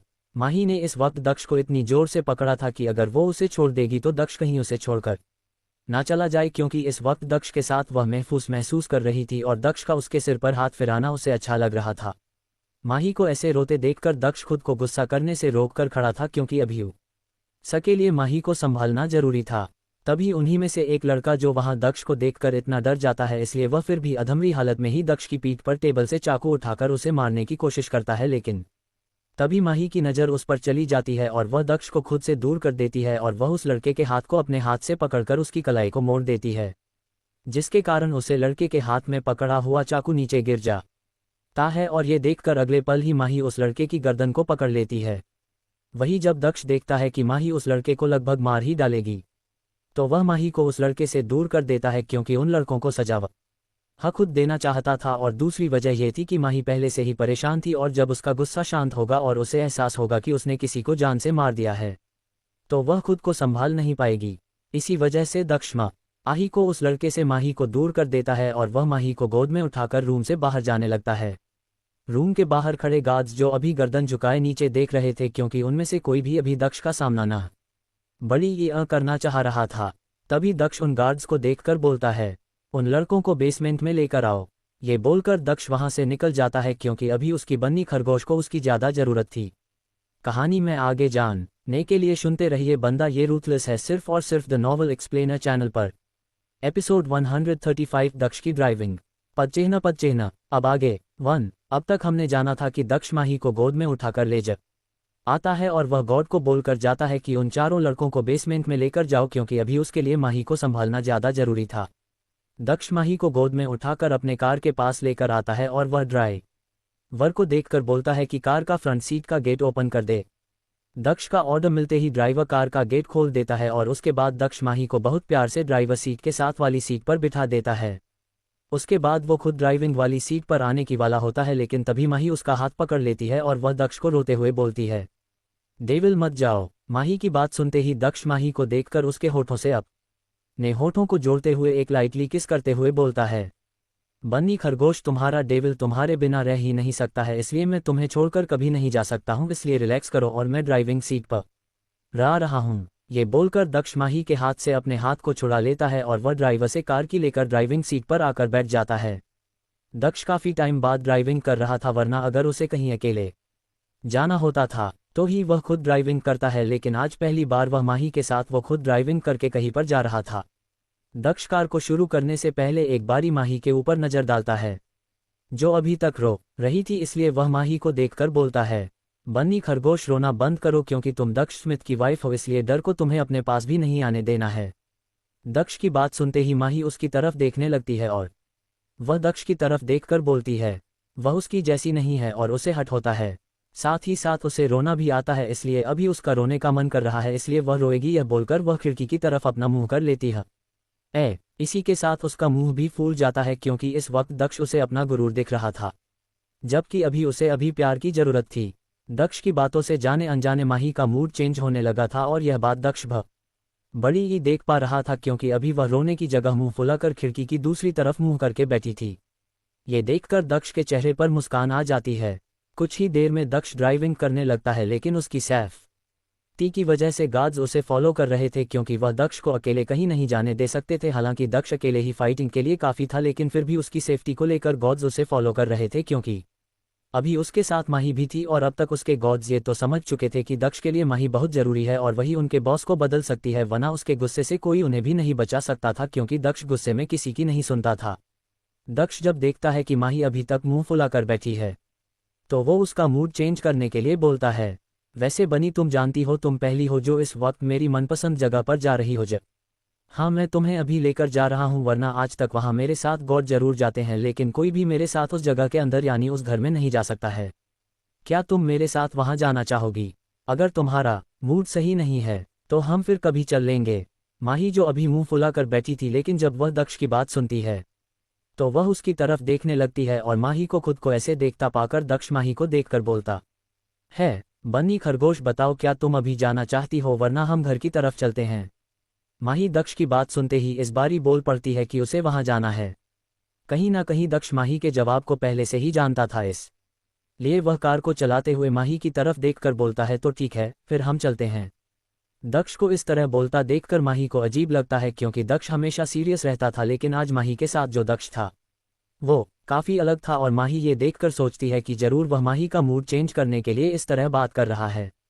तभी माही की नज़र रोड पर जाती है, क्योंकि अब तक रात हो चुकी थी, इसलिए रोड पर सिर्फ कार की लाइट ही देख रही थी, और वह लोग जिस जगह से जा रहे थे वह जगह काफ़ी सुनसान थी, इसलिए रोड पर उन्हें कोई नहीं दिख रहा था सिवाय उनकी कार के अलावा। ये देखकर माही दक्ष की तरफ देखकर बोलती है, डेविल हम कहाँ जा रहे हैं, क्योंकि इस रास्ते पर कोई भी आ जा नहीं रहा है। माही का सवाल सुनते ही दक्ष उसकी तरफ देखने लगता है, और वह माही को जवाब देता है कि कहानी में आगे जानने के लिए सुनते रहिए बंदा ये रूथलेस है, सिर्फ और सिर्फ द नॉवल एक्सप्लेनर चैनल पर। Episode 136 wooden house. पदचिह्न। अब आगे 1। अब तक हमने जाना था कि दक्ष में का मूड बदलने के लिए उसे अपनी मनपसंद जगह पर ले जा रहा था, और अब तक रात भी हो चुकी थी, और दक्ष जिस जगह पर जा रहा था वह जगह काफ़ी सुनसान रास्ते से होकर गुजर रही थी। ये देखकर माही दक्ष से पूछ रही थी कि वो कहाँ जा रहे हैं, क्योंकि रास्ते पर कोई भी आ जा नहीं रहा था। दक्ष माही का सवाल सुनकर बोलता है, नी खरगोश बस पहुंचने ही वाले हैं, इसलिए तुम खुद ही देख लेना। और इस बारी माही दक्ष का जवाब सुनकर कुछ सवाल नहीं करती है। कुछ ही देर बाद दक्ष एक जगह पर कार रोक देता है, और वह कार से बाहर निकलकर दूसरी तरफ माही के पास आकर गेट खोल देता है। दक्ष माही की तरफ अपना हाथ बढ़ाते हुए बोलता है, बन्नी खरगोश बाहर आओ। ये सुनते ही माही दक्ष का हाथ पकड़ लेती है और कार से बाहर आ जाती है।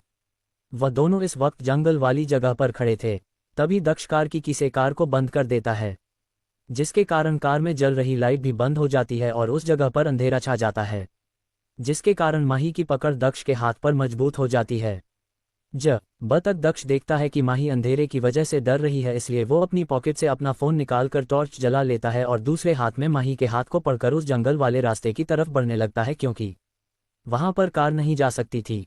इसी वजह से वह दोनों पैदल ही जा रहे थे। इस बारी माही कुछ सवाल नहीं करती है, क्योंकि वह जानती थी कि अगर वह कुछ सवाल करेगी तो भी दक्ष उसे कुछ जवाब नहीं देगा और कुछ ही देर में दोनों थोड़ा सा रास्ता कवर कर लेते हैं। तभी माही को अपने पैरों पर रेत महसूस होती है, जिससे यह अंदाजा लगाया जा सकता था कि आसपास कहीं पानी होगा। लेकिन कुछ सेकंड चलने के बाद माही की नज़र एक वुडन वाले उस पर जाती है, जो उसी जगह पर बना हुआ था। वहां घर दूर से ही चमक रहा था और घर की चमक देखकर दक्ष अपने फ़ोन की लाइट को बंद कर देता है, क्योंकि उस घर से काफ़ी ज़्यादा रोशनी आ रही थी, जिससे वहां जंगल में भी चारों तरफ रोशनी फैली हुई थी। उस घर की सिक्योरिटी के लिए वहां कुछ गार्ड्स भी थे, जो दक्ष को देखकर सल्यूट करते हैं और वहां से चले जाते हैं। और अभी उस जगह पर सिर्फ माही और दक्ष रह जाते हैं। हालांकि गार्ड्स ने उस जगह को चारों तरफ से कवर कर रखा था ताकि दक्ष और माही की सेफ्टी में कोई गलती ना हो जाए। माही दक्ष के हाथ को पकड़कर उस घर के अंदर जाने लगती है, जो काफ़ी अच्छा लग रहा था। वह पूरा घर वुडन से बनाया गया था, जो ट्रायंगल शेप में बना हुआ था, और घर के रूफ पर वाइट कलर की टाइल्स लगाई गई थी, जो वुडन की तरह लग रही थी। और साथ ही साथ घर में रोशनी के लिए घर को चारों तरफ से लाइट से सजाया गया था। माही जैसे ही घर के अंदर जाती है तो घर अंदर से भी वुडन का बना था। यहाँ तक उसका सामान भी वुडन का बना हुआ था। टेबल से लेकर सोफा तक वुडन का बना हुआ था, लेकिन वहाँ ज़रूरत का सारा सामान था। और घर में आते ही सामने ओपन की चन था, जो ट्रेडिशनल कल्चर को दिखा रहा था। जाहिर था कि वह घर इंडियन थीम पर बनाया गया था। तभी दक्ष माही को रूम में लेकर आता है, क्योंकि उस पूरे घर में एक ही रूम था।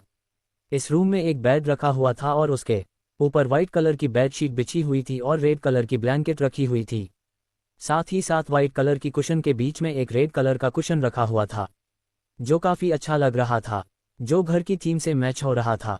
साथ ही साथ रूम में बेड के साथ वाली वाल पर 3 फ्रेम लगे हुए थे और उसके साइड पर गिटार लगा हुआ था और दूसरी तरफ वुडन का मिरर फ्रेम रखा हुआ था। साथ में एक टेबल के साथ एक स्लैब बनी हुई थी, ताकि वहां पर ज़रूरत का सारा सामान रखा जा सके। और रूम में एक तरफ बालकनी थी। रूम से बालकनी से बाहर भी देखा जा सकता था कि बालकनी के बाहर बैठने की व्यवस्था की गई है और साथ एक पुल भी बना हुआ था। वह जगह काफ़ी अच्छी लग रही थी। माही इस जगह को बहुत बारीकी से चेक कर रही थी। यहाँ तक माही उस जगह को देखने में इतना खो चुकी थी कि उसने अभी तक दक्ष का हाथ पकड़ा हुआ था। तभी दक्ष माही के पीछे जाते हुए उसे हक करते हुए बोलता है, बन्नी खरगोश, तुम्हें ये जगह कैसी लगी? ये सुनते ही माही बोलती है कि यह जगह बहुत सुंदर है, लेकिन हम यहाँ क्यों नहीं रहते हैं?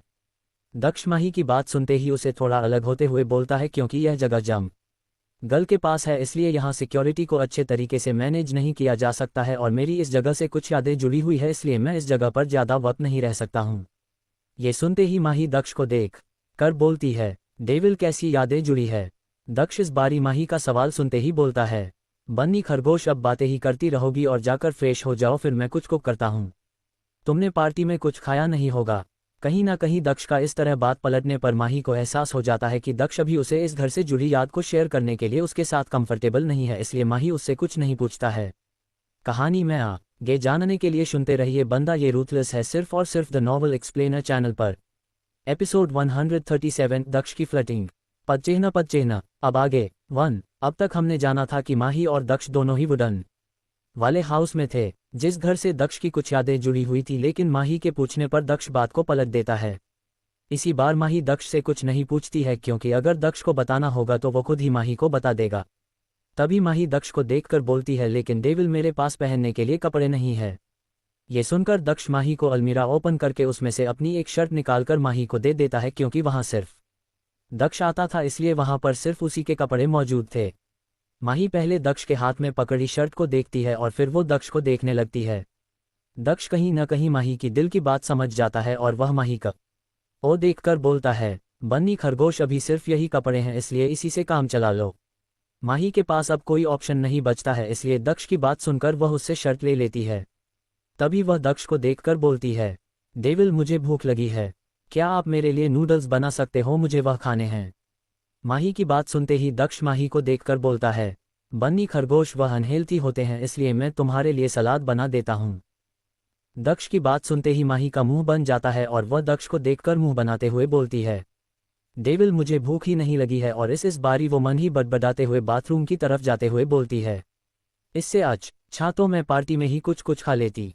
माही के रिएक्शन से दक्ष समझ जाता है कि अभी उसकी बन्नी खरगोश सिर्फ नूडल्स ही खाएगी, इसलिए वह किचन में जाकर अपने और माही के लिए नूडल्स के साथ सलाद बनाने लगता है और कि दक्ष ट्रेन शेफ की तरह काम कर रहा था, इसलिए उसे ज़्यादा वक्त नहीं लगता है। वह 10 मिनट में ही सारा खाना बना लेता है। दक्ष खाना बनाने के बाद वापस रूम में आता है तो उसे अभी भी वॉशरूम से पानी की आवाज़ आ रही थी। इसका मतलब साफ था कि वो अभी भी वॉशरूम में है, इसलिए वह अलमारी से एक टॉवल और एक हाफ कट पैंट निकालकर बालकनी से होकर स्विमिंग पूल के पास जाकर अपनी शर्ट को निकाल लेता है और इसी के साथ वह पेट का वो भी उतार देता है और हाफ कट पैंट पहनकर स्विमिंग पूल में तैरने लगता है। माही जो वॉशरूम में पिछले कुछ मिनटों से सोच रही थी कि वह बाहर कैसे जाए, क्योंकि दक्ष ने उसे जो शर्ट दी थी वह सिर्फ उसके घुटनों से हल्का ऊपर तक ही आ रही थी और वह उसे बार बार नीचे खींच रही थी, लेकिन अब शर्ट छोटी थी तो वह उसके बार बार खींचने पर भी बड़ी नहीं होती।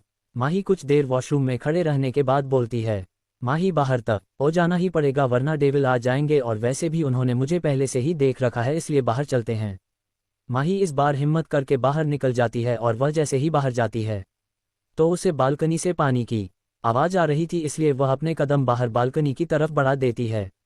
माही जैसे ही बाहर बालकनी में पहुंचती है तभी उसे दक्ष पानी में स्विम करता हुआ दिखता है और वह उसे देखने में इतना खो चुकी थी कि वह अपने कपड़ों के बारे में ही भूल चुकी थी और वह कब स्विमिंग पूल के पास जाकर खड़ी हो जाती है उसे खुद ही एहसास नहीं होता है।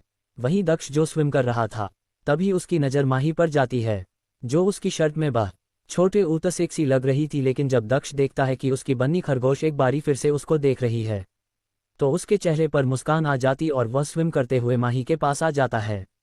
उसी के साथ वह पानी की कुछ बूंद माही के ऊपर गिराते हुए बोलते हैं, बन्नी खरगोश मैं जानता हूं कि मैं हैंडसम हूं, लेकिन तुम अगर ऐसे ही देखती रहोगी तो तुम्हारी नियत पर मुझे शक होने लगेगा। कहीं तुम मेरी इज्जत को तो नहीं लूटना चाहती हो। माही के ऊपर जब पानी गिरता है तो वो होश में आ जाती है, लेकिन वह जब दक्ष की बात सुनती है तो वह लगभग चिल्लाते हुए बोलती है, डेविल मैं आपकी इज्जत कैसे लूट सकती हूँ। ये सुनते ही दक्ष के चेहरे पर मुस्कान बढ़ जाती है और तब जाकर माही को एहसास होता है कि उसने क्या बोल दिया है, लेकिन तब तक काफ़ी देर हो चुकी थी क्योंकि दक्ष उसे चिढ़ाते हुए बोल रहा था, बन्नी खरगोश इज्जत कैसे लूटते हैं यह मुझे कैसे पता होगा। मैं तो ठहरा शरीफ इंसान, लेकिन तुम मुझे जैसे देख रही हो तुम्हें ज़्यादा अच्छे से पता होगा। दक्ष की बात सुनते ही माही के चेहरा शर्म के मारे लाल हो जाता है, क्योंकि इज्जत लूटने का मतलब वह बहुत अच्छे से समझ रही थी। माही को ऐसे शर्माते देखकर वह माही के फेस पर पानी गिराते हुए बोलता है, बन्नी खरगोश क्या तुम इमेजिन भी करने लगी हो। वही माही शौक के मारे दक्ष को देखने लगती है कि उसे क्या हो गया है। पहले तक उसे लगा था कि दक्ष उसका मूड ठीक करने के लिए उससे ऐसी बातें कर रहा है, लेकिन अभी उसके सामने एक अलग ही दक्ष था। हालांकि वह उसके साथ पहले भी फ्लर्टिंग करता था, लेकिन आज तो वह बिल्कुल खुलकर उसके साथ बेशर्मी भरी बातें कर रहा था। कहानी में आगे जानने के लिए सुनते रहिए बंदा ये रूथलेस है, सिर्फ और सिर्फ द नॉवल एक्सप्लेनर चैनल पर। एपिसोड 138 रोमांस पदचिह्न। अब आगे 1। अब तक हमने जाना था कि माही के साथ दक्ष फ्लर्टिंग कर रहा था और वही माही जो अपनी सोच में खोई हुई थी कि कब दक्ष स्विमिंग पूल से बाहर निकलकर माही के पास आने लगता है। इस बात का माही को एहसास नहीं होता है। माही जब होश में आती है और वो दक्ष को अपने पास आता देखकर अपने कदम पीछे लेने लगती है, क्योंकि दक्ष उसे काफ़ी हैंडसम लग रहा था। दक्ष को देखकर आज वह अपना कंट्रोल खो रही थी। इस वक्त दक्ष के सिक्स पैक काफ़ी अच्छे से देख रहे थे और पानी से निकलने के कारण उसके बालों से पानी रिस्क कर उसकी छाती पर कुछ बूंदों के रूप में बह रहा था।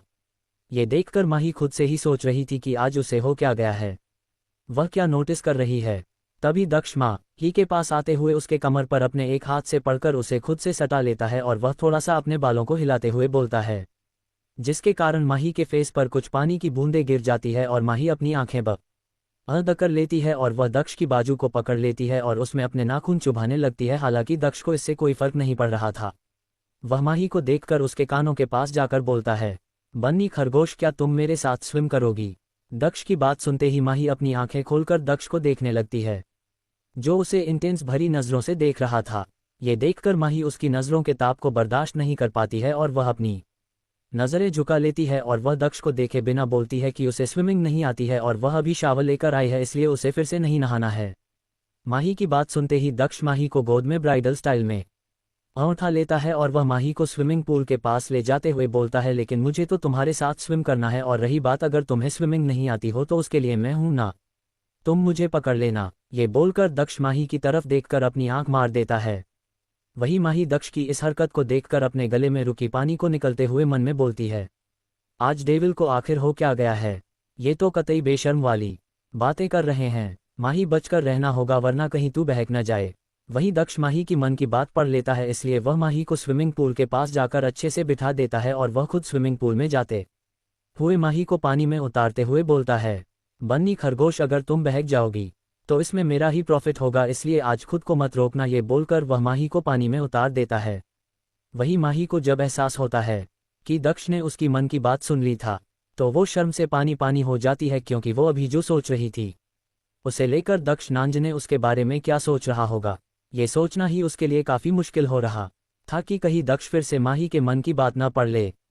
वही माही को जब एहसास होता है कि दक्ष ने उसे पानी में उतार दिया है और उसने अभी उसे पकड़ा है, लेकिन फिर भी वो डर के मारे दक्ष की गर्दन में अपने दोनों हाथ डाल देती है और वो दक्ष को देखकर बोलती है, डेविल पानी से बाहर निकाले, मैं डूब जाऊंगी। वही दक्ष माही के कान के पास जाकर बोलता है, बन्नी खरगोश, कुछ नहीं होगा, मेरे साथ इस मोमेंट को एंजॉय करो। और स्विमिंग पूल की इतनी गहरी नहीं है, लेकिन आधा सच ये भी था कि स्विमिंग पूल की गहराई ज़्यादा थी, क्योंकि दक्ष को अंडर वाटर स्विम करना पसंद था, इसलिए पूल को वैसे ही बनाया गया था। वही दक्ष की आवाज़ को अपने कान के पास सुनकर माही एकदम से चुप हो जाती है, लेकिन उसने अभी तक दक्ष को पकड़ा हुआ था और पानी में उतरने के कारण दक्ष की दी हुई शर्ट भी ट्रांसपेरेंट हो चुकी थी, जिसके कारण दक्ष माही के हर पार्ट को अपनी बॉडी से महसूस कर पा रहा था, क्योंकि माही डर के मारे उसके साथ चिपकी हुई थी। दक्ष के लिए खुद को रोकना काफ़ी मुश्किल होता जा रहा था, इसलिए वो माही की शर्ट के अंदर हाथ डाल देता है, जिसके कारण माही चिहुंक जाती है और वो दक्ष को देखकर बोलती है, डेविल क्या कर रहे हैं? वही दक्ष माही का सवाल सुनते ही बोलता है, अपनी वाइफ के साथ रोमांस करने का सोच रहा हूं और चिंता मत करो, तुम्हारी मर्जी के बिना आगे नहीं बढ़ूंगा। यह बोलकर वो माही के होठ से अपने होठ को जोड़ देता है और एक हाथ से उसने माही को कमर से पकड़ रखा था और दूसरे हाथों को वो माही के बॉडी पर चला रहा था। माही दक्ष को रोक नहीं रही थी, लेकिन वो उसका साथ भी नहीं दे रही थी। वो बस आंखें बंद करके दक्ष के एहसास को अपने अंदर समा रही थी, क्योंकि माही ने कोई भी इनवियर कपड़े नहीं पहने थे, और जब माही दक्ष के हाथ को अपने नीचे के पार्ट पर महसूस करती है तो वो उसे कसकर हग कर लेती है, क्योंकि इस बारी वो दक्ष की तपिश बर्दाश्त कर पाएगी। कहानी में आगे जानने के लिए सुनते रहिए बंदा ये रूथलेस है, सिर्फ और सिर्फ द नॉवल एक्सप्लेनर चैनल पर। एपिसोड 139 माही की मांग। पदचिह्न। अब आगे 1। अब तक हमने जाना था कि माही और दक्ष दोनों ही स्विमिंग पूल में रोमांस कर रहे थे और माही दक्ष के एहसास के साथ खोई हुई थी, लेकिन वह दक्ष को रोक भी नहीं रही थी। दक्ष के हाथ माही की पहनी शर्ट में खो चुके थे, यहाँ तक उसने उसे हर पार्ट पर अपने हाथों को घुमाया था। माही को तैरना नहीं आता था, इसलिए उसने दक्ष के थाम रखा था, लेकिन अगर वो दक्ष की नहीं भी पकड़ती तब भी दक्ष की पकड़ उसके ऊपर बनी हुई थी, और अगर वो दक्ष को नहीं भी पकड़ती तो भी दक्ष ने उसे अच्छे से थाम रखा था। माही जो दक्ष के एहसास में खोती जा रही थी, लेकिन वो ये बात अच्छे से जानती थी कि अगर दक्ष और ज़्यादा आगे बढ़ा तो उसके लिए खुद को और रोकना और दक्ष को मना करना मुश्किल हो जाएगा। ऐसा नहीं था कि उसे दक्ष का एहसास अच्छा नहीं लग रहा था, लेकिन वो बस अभी अपने मन में उमड़ी दक्ष को लेकर फीलिंग को समझने की कोशिश कर रही थी। माही दक्ष को रोकना चाहती थी, इसलिए वो दक्ष को देखकर बोलती है कि डेविल और नहीं, प्लीज़ बाहर चलते हैं, मुझे भूख लगा है और क्या आपने मेरे लिए नूडल्स बना दिए?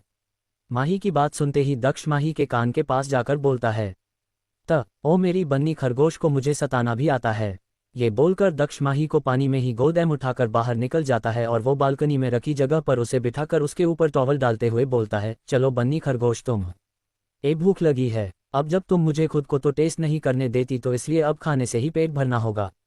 माही जब दक्ष की बात सुनती है तो शर्माने लगती है। ये देखकर दक्ष माही को गोद में उठाकर रूम में ले जाने लगता है और वो उसे देखकर बोल रहा था, बन्नी खरगोश, अगर ऐसे ही देखती रहोगी तो मैं खुद पर कंट्रोल नहीं कर पाऊंगा। वही माही दक्ष की बात सुनते ही अपनी नज़रें झुका लेती है। तभी दक्ष माही को रूम में अंदर आकर खड़ा करते हुए उसे अपनी एक शर्ट निकाल कर देता है, क्योंकि माही की पूरी बॉडी पानी में जाने के कारण रिवील हो रही थी, इसलिए दक्ष ने उसे अच्छे से टॉवल से कवर कर दिया था, क्योंकि उसको खुद को रोकना मुश्किल हो रहा था। दक्ष माही को देखकर बोलता है, बन्नी खरगोश, वॉशरूम में जाकर चेंज कर लो वरना ठंड लग जाएगी। ये सुनते ही माही वॉशरूम में चली जाती है। कुछ ही देर में माही और दक्ष दोनों ने ही अपने कपड़े बदल लिए थे, लेकिन एक चीज़ जो दक्ष कभी नहीं भूलता था और वो माही की मांग भरना, इसलिए उसने एक बारी फिर से माही की मांग भरने के लिए अपना खून बहा दिया था और माही उसे देख रही थी, क्योंकि वो दक्ष की आंखों में अपने लिए प्यार के साथ साथ जुनून भी देख पा रही थी। दक्ष जब माही की मांग भर रहा था तो माही उसे देखकर बोलती है, डेविल, क्या मैं आपकी कुछ मांग सकती हूँ? वही दक्ष जो माही की मांग भर रहा था उसके हाथ रुक जाते हैं, और वो माही को देखने लगता है और वो उसे कमर से पकड़कर खुद से सटाकर बोलता है, बन्नी खरगोश, जो मांगना है वो मांग लो, आज मेरा मूड अच्छा है इसलिए तुम्हें सब मिल जाएगा। ये सुनते ही माही दक्ष को गले लगे हुए उसे देखते हुए बोलती है, तो फिर आप उन लोगों को सजा दे दीजिए जिन्होंने मेरे साथ गंदे तरीके से बात किया और मुझे गलत तरीके से टच करने की कोशिश करी, क्योंकि वो लोग माफ़ी के लायक नहीं है और दादाजी ने मुझे सिखाया है कि गलती करने से बड़ा गलती करने के बाद जो उसे सहता है, इसलिए उन्हें सजा दे दीजिए। जिन्होंने गलत सोचने की कोशिश करी। वही दक्ष को कुछ नहीं बोलता देखकर माही उसके तरफ देखते हुए बोलती है, डेविल जवाब दो, आप उन सबको सजा दोगे, क्योंकि अगर आपने नहीं किया तो मैं अयान भाई को बोलूंगी और वो आपको अच्छा नहीं लगेगा, इसलिए आप ही उन लोगों को सजा दे डाले और साथ ही साथ प्लीज़ उन्हें मारना नहीं, क्योंकि मैं चाहती हूँ कि वो जब तक जिंदा रहे तब तक उन्हें एहसास रहे कि उन्होंने क्या किया था। वही अयान का नाम आते ही दक्ष माही को देखते हुए बोलता है, तुम अगर मुझे नहीं भी बोलती तो भी उन सबको सजा तो मिलेगी। ये सुनते ही माँ ही दक्ष की तरफ देखकर बोलती है, तो ठीक है फिर चले खाना खाने, लेकिन उससे पहले आप मेरी मांग भर दे। दक्ष अपने हाथ के अंगूठे से बहते खून से माही की मांग भर देता है। तभी माही दक्ष का हाथ पकड़कर उसे किच न की तरफ ले जाते हुए बोलती है, डेविल जल्दी चले, मुझे भूख लगी है और अब से हम महीने में 5 दिन नहीं सिर्फ 3 दिन इस जगह पर आएंगे और वो भी सबके साथ, क्योंकि मुझे ये जगह बहुत अच्छा लगा। माही को खुद के साथ इतना खुलकर बात करते देख और दक्ष के ऊपर हक जताते देखकर दक्ष को काफी अच्छा लग रहा था और कहीं न कहीं दक्ष को इस बात का एहसास हो गया था कि उसकी बन्नी खरगोश उसे पसंद करने लगी है, लेकिन अभी उसे यह समझने में वक्त लगेगा, इसलिए वो उसे पूरा वक्त दे रहा था ताकि उसकी बन्नी खरगोश अपने मन से उसे पसंद करे। कहानी में आगे जानने के लिए सुनते रहिए बंदा ये रूथलेस है, सिर्फ और सिर्फ द नॉवल एक्सप्लेनर चैनल पर। एपिसोड 140 दक्ष की उदासी और अपडेट। पदचिह्न अब आगे 1। अब तक हमने जाना था कि दक्ष और माही दोनों आपस में टाइम स्पेंड कर रहे थे। तभी माही दक्ष का हाथ पकड़कर किचन में ले आई थी, जहां दक्ष पहले ही नूडल और सलाद बनाकर गया था। दक्ष माही को देखकर बोलता है, बन्नी खरगोश तुम जाकर बालकनी में बैठो, मैं खाना प्लेट में डालकर लाता हूँ। माही दक्ष की मदद करना चाहती थी, लेकिन दक्ष ने उसे अंदर भेज दिया था, इसलिए माही जाकर बालकनी में पूल के पास बैठकर चांद को देख रही थी। तभी दक्ष अपने और माही के लिए खाना डालकर आ जाता है।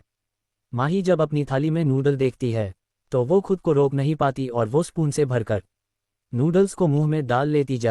अभी माही की नज़र दक्ष की थाली में जाती है जिसमें सलाद था। ये देखकर उसका मुंह बन जाता है और वो दक्ष को देखकर बोलती है, डेविल क्या आपका सलाद टेस्ट कर सकती हूँ। वही दक्ष जो माही को देखता है, उसे उसकी नज़रों में शरारत दिख रही थी, लेकिन फिर भी वो अपनी थाली उसके आगे बढ़ा देता है। ये देखकर माही सलाद की थाली को पकड़ लेती है और वो दक्ष को देखकर उसके हाथ में अपनी थाली देते हुए बोलती है, डेविल आप ये खाए और मैं अपने लिए किचन से और डालकर लाती हूँ। वही माही की बात सुनते ही दक्ष माही को देखकर बोलता है, बन्नी खरगोश मुझे यह नहीं खाना, इसलिए मेरा खाना वापस करो। वही माही दक्ष की बात सुनते ही थोड़ा उससे दूर जाते हुए बोलती है, डेविल यह आपकी वाइफ का ऑर्डर है, इसलिए जल्दी से खाए। ये बोलकर माही वहां से ऐसे भागती है जैसे उसने कोई जंग जीत लिया हो। वही माही को ऐसे जाते देखकर दक्ष के चेहरे पर न दिखने वाली मुस्कान आ जाती है। तभी माही अपने लिए भी नूडल को थाली में डालकर खाते खाते ही आ रहा थी। एक तो उसे भूख लगा था और दूसरा नूडल काफ़ी अच्छे बने थे, इसलिए वह खुद को खाने से रोक ही नहीं पाई थी। कुछ ही देर बाद माही और दक्ष दोनों आपस में खाना खाकर बाहर बालकनी में ही एक दूसरे को बाहों में भर कर लेते हुए थे और दोनों में से किसी ने कुछ नहीं बोला था और ऐसे ही माही की आंख लग जाती है। लेकिन दक्ष की आंखों में नींद कोसों दूर थी। वो बस माही के सिर में अपना हाथ हिला रहा था और आसमान की तरफ देख रहा था। माही जो आधे घंटे तक दक्ष को हक करके सोई हुई थी, लेकिन खुली जगह होने के कारण उसे ठंड लग रही थी, इसलिए उसकी नींद टूट जाती है और आंख खुलते ही उसकी नज़रें दक्ष की तरफ जाती है, जो अभी तक उसके बालों में हाथ फिरा रहा था। माही दक्ष को जागता देखकर उसकी तरफ देखकर बोलती है, डेविल आप सोए क्यों नहीं। वह बड़ी माही की बात सुनते ही दक्ष माही की तरफ देखने लगता है, लेकिन माही जब दक्ष की नज़र से अपनी नज़र मिलाती है तो उसे दक्ष की आंखों में दर्द दिख रहा था। ये देखकर माही को भी अपने दिल में कुछ हलचल महसूस होती है। माही दक्ष की तरफ देखकर बोलती है, डेविल आप ठीक हो। ये सुनते ही दक्ष माही को देखकर बोलता है, बन्नी खरगोश मुझे नींद नहीं आ रही है, क्या तुम मेरे साथ पास में समुंदर है, वहां चलना चाहोगी। माही दक्ष की बात सुनते ही उठकर बैठ जाती है और वो दक्ष को देखकर बोलती है, ठीक है चलते हैं, लेकिन आप बस मुझे कुछ मिनट दे। तभी माही रूम में जाकर दक्ष के कपड़ों में से हाफ पैंट निकाल लेती है और वो उसे पहन ले ती है। हालांकि वो उसे लूझती, लेकिन उसने एक बेल्ट लगा लिया था और इसी के साथ वो दक्ष की जैकेट भी वेयर कर लेती है क्योंकि उसे बाहर ठंड न लगे। वही माही जल्दी से दक्ष के पास जाकर बोलती है कि जल्दी चलो क्यों। कि उसे दक्ष का मूड जो सही करना था। वो उसे उदास नहीं देख पा रही थी, लेकिन वही माही को अपने कपड़ों में देखकर दक्ष के फेस पर छाई उदासी हट जाती है क्योंकि माही उसे काफी फनी होने के साथ साथ क्यूट लग रही थी। तभी दक्ष को खुद को ऐसे देखता पाकर माही मुंह बनाकर बोलती है कि डेविल ऐसे नहीं देखे, मेरे पास कपड़े नहीं थे इसलिए मैंने ये पहना क्योंकि बाहर ठंड होगा। तभी दक्ष माही का हाथ पकड़कर घर से बाहर जाते ही कुछ बड़े उरी पर लेकर जाता है। वो लोग पैदल ही जा रहे थे और तभी वहां समुद्र आ जाता है और चांद की रोशनी के कारण वहां सब क्लियर था। तभी दक्ष वही समुद्र के पास जाकर बैठ जाता है और उसके पैरों पर लहरों को छू रहे थे। दक्ष माही को देखकर बोलता है, बन्नी खरगोश अगर तुम एंजॉय करना चाहती हो तो कर सकती हो, क्योंकि दक्ष के गार्ड्स आसपास फैले हुए थे। वही माही को इतना तो समझ आ गया था कि दक्ष को कुछ परेशान कर रहा है, लेकिन क्या वो वह नहीं जानती थी, इसलिए वो भी दक्ष के पास जाकर लेट जाती है और वो दक्ष को भी लेटने के लिए बोलती है। ये देखकर दक्ष भी वही समुद्र की रेतली मिट्टी में लेट जाता है और तभी माही दक्ष की एक बाजू को सीध आकर के उसके पर अपना सिर रखकर चांद की तरफ देखकर बोलती है, डेविल ऐसा भी इस जगह से क्या जुड़ा है कि आपको इस जगह पर नींद नहीं आ रही है, और अगर ऐसा है तो हम यहाँ से वापस जा सकते हैं। वही माही की बात सुनते ही दक्ष माही को देखने लगता है और कल जानते हैं कि दक्ष अपने दिल में छुपा राज माही को बता देगा। कहानी में आगे जानने के लिए सुनते रहिए बंदा ये रूथलेस है, सिर्फ और सिर्फ द नॉवल एक्सप्लेनर चैनल पर। एपिसोड 141 दक्ष का अतीत। पदचिह्न। अब आगे 1। अब तक हमने जाना था कि माही और दक्ष दोनों ही बीच पर लेटे हुए थे कि तभी माही दक्ष से सवाल कर लेती है कि उसका इस जगह से ऐसा क्या रिश्ता जुड़ा है कि वो सो ही नहीं पा रहा था। तभी दक्ष माही का सवाल सुनते ही उसकी तरफ अपना चेहरा करके देखता है। माही इस वक्त ऊपर चांद को देख रही थी कि तभी दक्ष माही की तरफ देखकर बोलता है, बन्नी खरगोश। ये सुनते ही माही बस माँ बोलती है कि तभी दक्ष माही की तरफ देखे बिना बोलता है, बन्नी खरगोश तुम्हें अहीर ने जो सच बताया था कि किस तरह से मेरी एक जिद के कारण सब खत्म हो गया।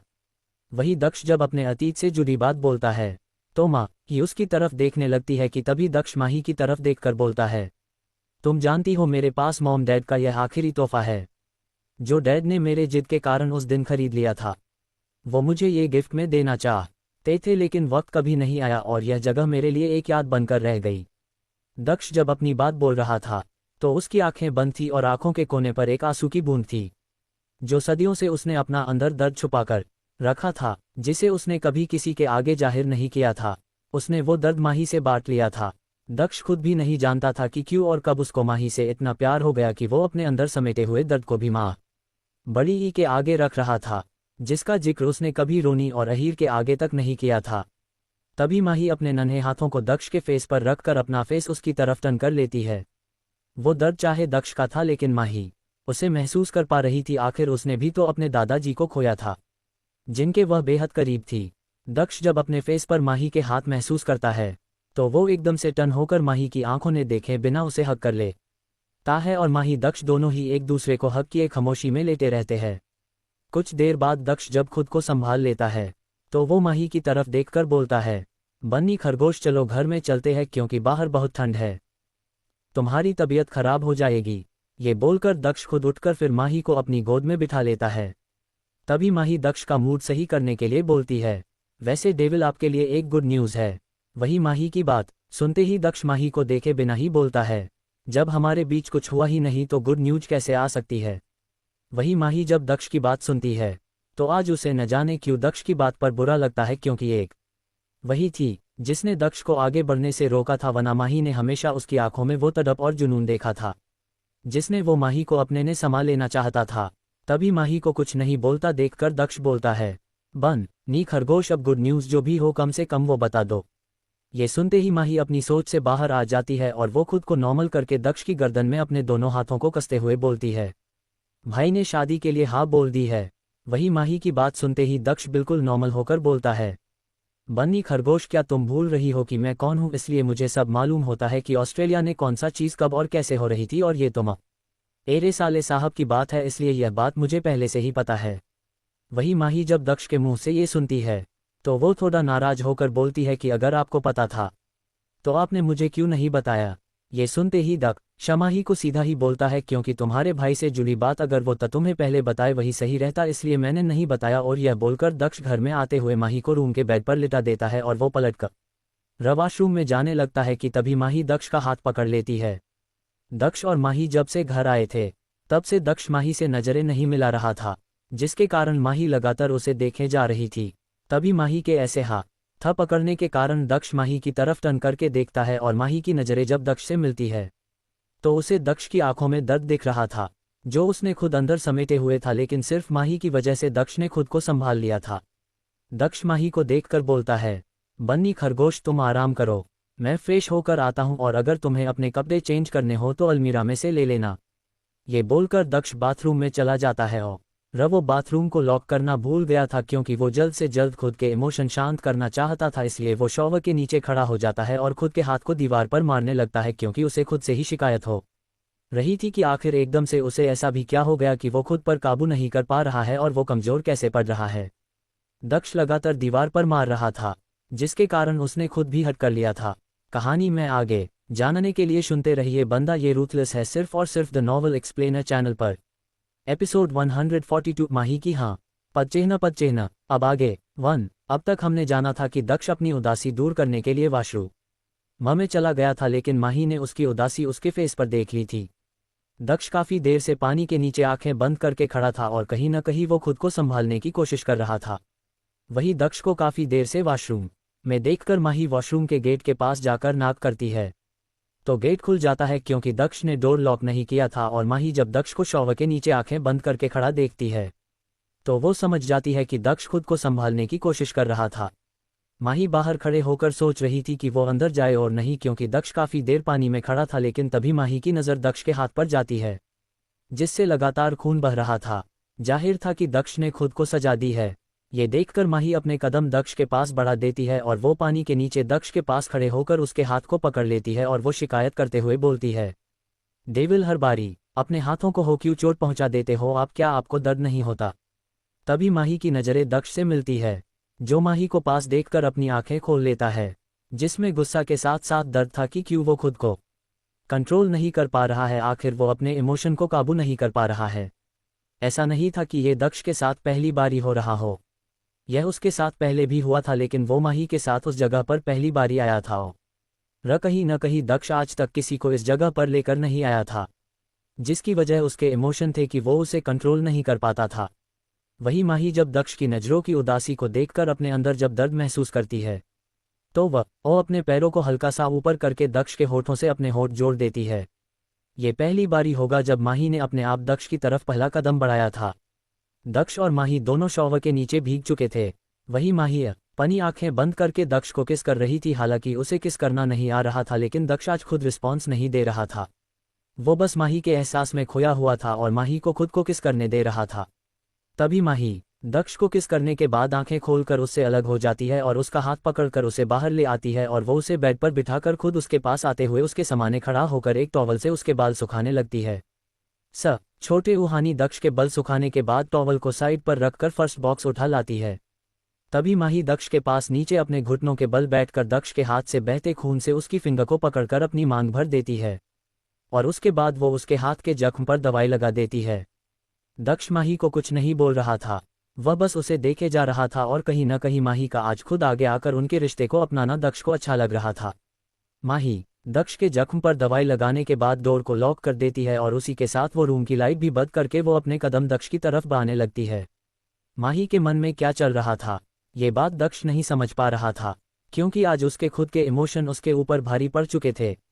तभी माही दक्ष के पास आकर उसके शर्ट के बटन खोलने लगती है। ये देखकर दक्ष माही का हाथ पकड़कर बोलता है, बन्नी खरगोश मैं ठीक हूं और तुम जाकर अपने कपड़े बदलो वरना ठंड लग जाएगी। तभी माही दक्ष के कान के पास जाकर बोलती है, डेविल आपकी बन्नी खरगोश को आज नहीं रोको। ये सुनते ही दक्ष माही की तरफ देखकर बोलता है, बन्नी खरगोश ये सच है कि मैं तुम्हें पाना चाहता हूँ, लेकिन सिर्फ तुम्हारी मंजूरी पर, ताकि तुम उस लम्हे को एंजॉय कर पाओ। बन्नी खरगोश मैं मानता हूँ कि मेरे इमोशन मुझ पर भारी हैं, लेकिन माफिया किंग हूँ, खुद को संभाल लूंगा। इसके लिए तुम्हें ये सब करने की बड़े उरत नहीं है। तभी माही दक्ष के माथे पर अपने होंठ रखते हुए बोलती है, डेविल सच यह है कि आपको दर्द में देखकर मुझे दर्द होने लगता है। आपको तकलीफ में देखकर मुझे अपने अंदर दर्द महसूस हो रहा है। मुझे नहीं पता कब और कैसे ये होने लगा। जानते हैं, भाई ने बोला कि मैं आपको पसंद करती हूँ, लेकिन मुझे उस वक्त ये झूठ लगा कि मैं कैसे आपको पसंद कर सकती हूँ। तभी माही दक्ष की आंखों में देखकर बोलती है। डेविल उस वक्त आई कहा, मैंने झूठ ठहरा दिया लेकिन खुद से झूठ नहीं बोल पाए। आपकी बन्नी खरगोश को आपसे प्यार हो गया है। कब, क्यों और कैसे, किस वक्त का जवाब नहीं है, लेकिन आज डेविल की आंखों की उदासी से माही दक्ष श्रीवास्तव का फर्क पड़ रहा है, इसलिए मुझे नहीं रोके। प्लीज़ डेविल, आज नहीं रोके। मुझे नहीं पता कि मेरे करीब आने से आपको अच्छा लगेगा और नहीं, लेकिन सालों के दर्द को भूल कर क्या आप मेरे साथ एक नई शुरुआत कर सकते हैं। और जानत है, मैं इस जगह से ही यह शुरुआत करना चाहती हूँ ताकि उसके बाद आपको ये जगह एक अच्छी याद की तरह लगे। कहानी में आगे जानने के लिए सुनते रहिए बंदा ये रूथलेस है, सिर्फ और सिर्फ द नॉवल एक्सप्लेनर चैनल पर। एपिसोड 143 मिलन पद चिह्न। अब आगे 1। माही ने अपने दिल की बात दक्ष को बता दी थी कि वो उसे प्यार करने लगी है और वो अपना रिश्ता आगे बढ़ाना चाहती है। वही दक्ष बस माही की बात सुन रहा था। तभी माही दक्ष को देखकर एक बारी फिर से बोलती है, डेविल जवाब दे, क्या आप इस रिश्ते को आगे बढ़ाना चाहते हैं, क्योंकि आज मैं दिल से तैयार हूँ। वही दक्ष माही की बात सुनते ही उसके हाथ को पकड़कर अपने गोद में बिठा लेता है। बन्नी खरगोश, एक बारी फिर से सोच लो, क्योंकि अगर मैं आगे बढ़ा तो इस बारी मैं खुद को नहीं रोक पाऊंगा और तुम्हें दर्द होगा, इसलिए अभी वक्त है, इसलिए सोच समझकर फैसला लो। माही जब दक्ष की बात सुनती है, मुझे जितना वक्त लेना था वो मैंने ले लिया है और इस बार मैं खुद आपको नहीं रुकने के लिए नहीं कहने वाली हूँ। ये बोलकर माही दक्ष के होठ से अपने होठ जोड़ देती है। वही माही की हरकत पर दक्ष उसे किस करते हुए बेड पर पीठ के बल लिटा देता है और खुद उसके ऊपर आकर उसे किस करने लगता है। दक्ष माही को किस करते हुए अपनी जीभ को भी उसके मुंह में मूव कर रहा था और वो माही को तब तक किस करता रहता है जब तक माही को सांस लेने में दिक्कत नहीं होती। तभी दक्ष माही के ऊपर से हटकर माही की पहनी शर्ट के एक एक करके बटन खोलते हुए बोलता है, बन्नी खरगोश, इस रात के बाद तुम खुद भी अगर मुझसे दूर जाने की कोशिश करोगी तो मैं उसकी भी इजाजत नहीं दूंगा। और यह बोलकर वो माही के ऊपर से अपनी शर्ट को हटाकर अपने सामने बेपर्दा कर देता है और इस वक्त माही के शरीर पर एक भी कपड़ा नहीं था, इसलिए वह शर्म के मारे अपनी आंखें बंद करके दक्ष को गले लगा लेती है। तभी दक्ष माही को खुद से अलग करते हुए उसके कान पर बाइट करते हुए बोलता है, बन्नी खरगोश, अपनी आंखें खोलकर इस लम्हे को एंजॉय करो, क्योंकि मुझे तुम्हें सिर्फ शरीर से नहीं बल्कि दिल से भी पाना है और तुम्हारी आंखों में मौजूद प्यार को भी देखना है। ये बोलकर दक्ष माही की आंखें खुलने का इंतजार करने लगता है। दक्ष की बात सुनते ही माही ने चाहे आंखें खोल ली थी, लेकिन शर्म के मारे उसके गाल लाल पड़ चुके थे, जिसके कारण दक्ष को माही काफी प्यारी लग रही थी। और वही इसी कारण दक्ष के चेहरे पर भी एक मुस्कान तैर जाती है, क्योंकि आज उसकी बन्नी खरगोश उसे प्यार जो कर रही थी। तभी दक्ष माही को उसके हर बॉडी पर किस करके अपने होने का एहसास दिल रहा था और वही दक्ष के होठ के स्पर्श से माही की दिल धड़कन तक बढ़ चुकी थी, लेकिन वो भी दक्ष के साथ उसे लम्हे को एंजॉय कर रही थी। दक्ष और माही की प्यार की सीमा काफी ज्यादा बढ़ बड़ी थी और इसी बीच दक्ष ने भी अपने कपड़े उतार दिया थे, जिसके कारण माही दक्ष से नजरें नहीं मिला रही थी। लेकिन इस वक्त दक्ष प्यार की उस सीमा तक पहुंच चुका था कि वो माही को फिर से आंखें खोलने के लिए नहीं बोलता है, बल्कि वो बिना रुके माही को प्यार कर रहा था। तभी दक्ष माही के नीचे जाते हुए अपने होठ उसके प्राइवेट पार्ट पर रख देता है, जिसके कारण माही की मुंह से एक सिसकारी निकलती है और वो कसकर अपने नाखून दक्ष को चुभा डालती है। ये देखकर दक्ष अपना फेस ऊपर करके बोलता है, मिसेज दक्ष स्मिथ, अभी तो मैंने कुछ किया नहीं और आप नाखून चुभा रही है, और जब मैं सारी हदें पार कर दूंगा फिर आप क्या करेगी। वही माही जो दक्ष के एहसास के साथ साथ शर्म के मारे खोई हुई थी कि दक्ष की बात सुनते ही वो उसकी तरफ देखे बिना बोलती है, डेविल मुझे चिढ़ाना बंद करे वरना फिर मत बोलना कि मेरा मूड बदल गया।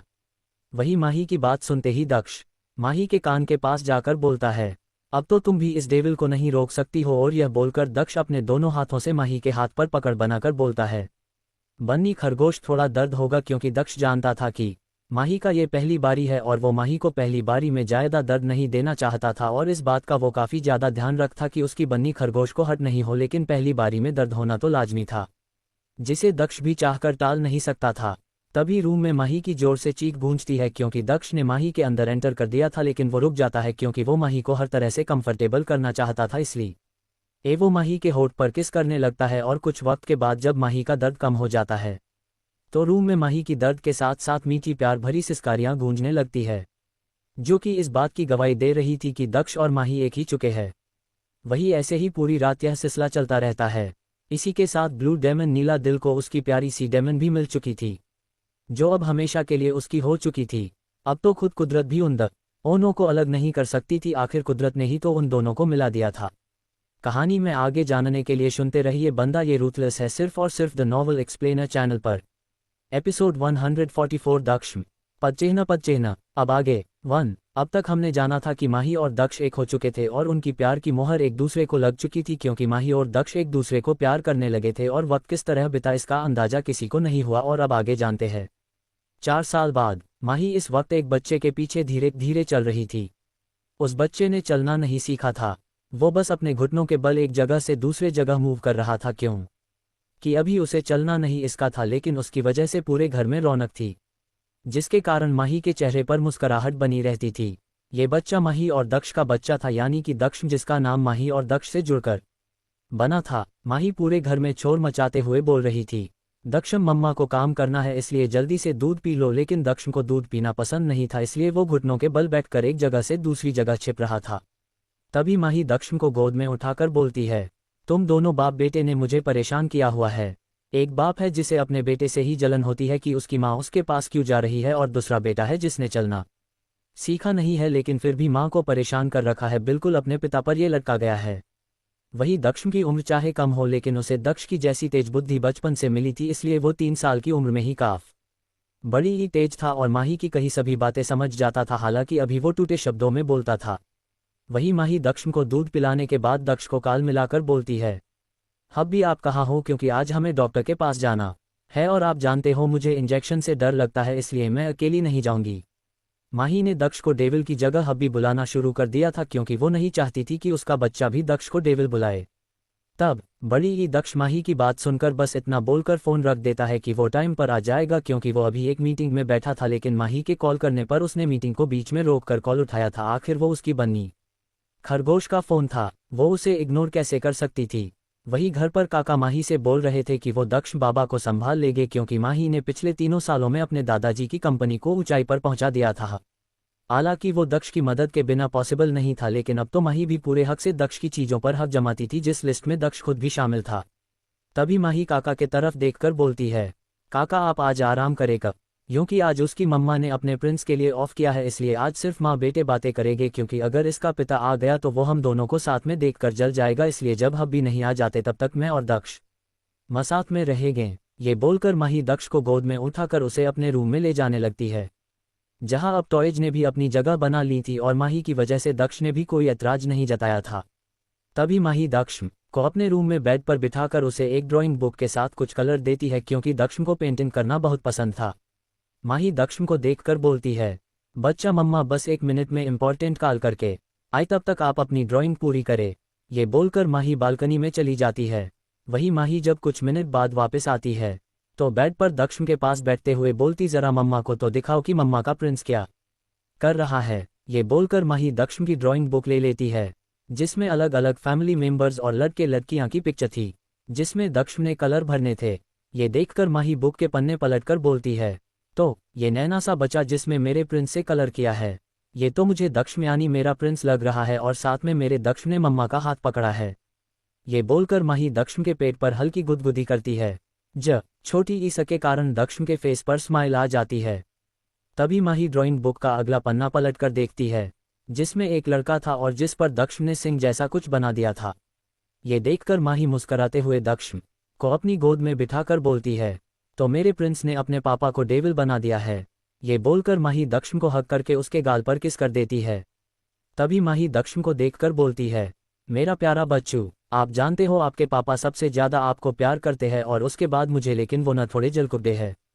जब मेरे पास कोई आता है तो जलने लगते हैं, लेकिन वो मेरे बच्चू से उसकी मम्मा से ज़्यादा लव करते हैं। इसलिए आगे से पापा की पिक्चर पर सिंह नहीं बनाना, वरना पापा की वाइफ यानी दक्ष की क्वीन और उसकी मम्मा उससे गुस्सा हो जाएगी। कहानी में आगे जानने के लिए सुनते रहिए बंदा ये रूथलेस है, सिर्फ और सिर्फ द नॉवल एक्सप्लेनर चैनल पर। एपिसोड 145 हॉस्पिटल पदचिह्न। अब आगे 1। अब तक हमने जाना था कि माही और दक्ष का बच्चा यानी दक्ष हो चुका था और माही उसके साथ बैठकर ड्राइंग बुक देख रही थी। तभी घर का एक बार कार आकर रुकती है और उसमें से दक्ष बाहर निकलता है। दक्ष जल्दी घर आया था क्योंकि आज उनकी डॉक्टर के साथ अपॉइंटमेंट थी, इसलिए वो सीधे घर में आकर अपने रूम की तरफ बढ़ जाता है। और वो जैसे ही अपने रूम में जाता है तो वह माही को जब देखता है कि वो दक्ष को गोद में बिठाकर बातें कर रही है, तो उसकी आंखें छोटी हो जाती है। दक्ष अपने कदम बेड की तरफ बढ़ाकर दक्ष को माही की गोद से लेते हुए बोलता है, ओटे उस्ताद, आपकी माँ तो मेरी बात नहीं सुनती, लेकिन मैंने आपको कितनी बारी बोला है कि वो मेरी पत्नी है, इसलिए मुझे नहीं पसंद कि आप बार बार उनकी गोद में जाकर बैठ जाते हो। वही माही जब ये सुनती है तो वो अश्म को दक्ष से लेते हुए बोलती है, और मैंने भी आपको कितनी बारी बोला है कि वो मेरा बच्चा है, इसलिए आप मुझे उससे दूर नहीं कर सकते हो। ये सुनते ही दक्ष माही की तरफ देखकर बोलता है, तो बन्नी खरगोश, हम एक बच्चा और कर लेते हैं, लेकिन इस बारी लड़की और तुम उसके साथ जितनी देर रहना चाहो तो रह लेना, मुझे कोई दिक्कत नहीं होगी। वही माही जब ये सुनती है तो वो गुस्से में दक्ष की तरफ देखकर बोलती है, अब भी हमारा बेबी यही है, और मैंने आपको कितनी बारी बोला है कि जलना बंद करे, आखिर आप अपने बच्चे से कैसे जल सकते हैं। ये सुनते ही दक्ष सीधा बोलता है, क्योंकि वो लड़का है और तुम्हारे करीब कोई लड़का जाए यह मुझे पसंद नहीं है।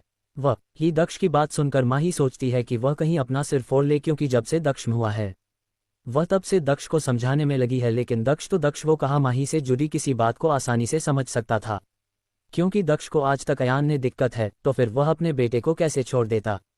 तभी माही दक्ष से और बहस नहीं करते हुए बोलती है, अब फ्रेश हो जाए, फिर उसके बाद हमें हॉस्पिटल भी जाना है, और दी भी अपना रूटीन चेकअप करवाने के लिए आने वाली है, इसलिए आप अहीर भाई को बोल दे कि वो रात में फ्री हो जाएंगे, क्योंकि फिर हम साथ में खाना खाने के लिए जाएंगे। दक्ष अपने नेचर के चलते माही को कुछ जवाब नहीं देता है, और छोटे ऊंचा ही देर बाद वो लोग हॉस्पिटल में पहुंच जाते हैं। इसी बीच हॉस्पिटल में आते वक्त दक्ष कार में माही और दक्ष के बीच में बैठना चाहता था, लेकिन दक्ष को यह मंजूर नहीं था, लेकिन अंत में दक्ष की ही जीत होती है, क्योंकि आखिर वो दक्ष की औलाद जो थी, इसलिए वो भी उसे आंखों में पूरी टक्कर देता था, क्योंकि दक्ष की तरह उस बच्चे को भी अपनी मम्मी को दक्ष के साथ शेयर करना पसंद नहीं था, जिसके बीच में माही फंस जाती थी। तभी कार हॉस्पिटल के बाहर आकर रुकती है, और दक्ष ने माही के कार के उतरने से पहले ही दूसरी तरफ से उतरकर दक्ष को अपनी गोद में उठा लिया। ये देखकर माही और दक्ष दोनों ही उसे घूरने लगते हैं, लेकिन दक्ष ने दोनों की इग्नोर मारकर एरोगेंट आवाज में बोलता है, अगर दोनों का घूरना हो गया तो अंदर चले, मुझे वक्त बर्बाद करना पसंद नहीं है। ये सुनते ही माही मुंह बनाकर बोलती है, जलकुप दे। तभी माही और दक्ष दोनों बड़ी ही डॉक्टर के रूम में चले जाते हैं, और डॉक्टर जब माही को चेक करने लगता है तो वो अपने ऊपर दक्ष की नज़रें देखकर एक सांस लेकर लेडी डॉक्टर को देखकर बोलता है, आप इन्हें चेक करें, तब तक मैं दक्ष को देख लेता हूँ। वही दक्ष जो दक्ष की गोद में बैठा था, और उसकी गोद में से उतरने का कोई इरादा नहीं था, और दोनों बाप बेटे की नज़रें देखकर माही को ही बोलना पड़ता है, क्या आप दोनों डॉक्टर को डराना बंद करेंगे?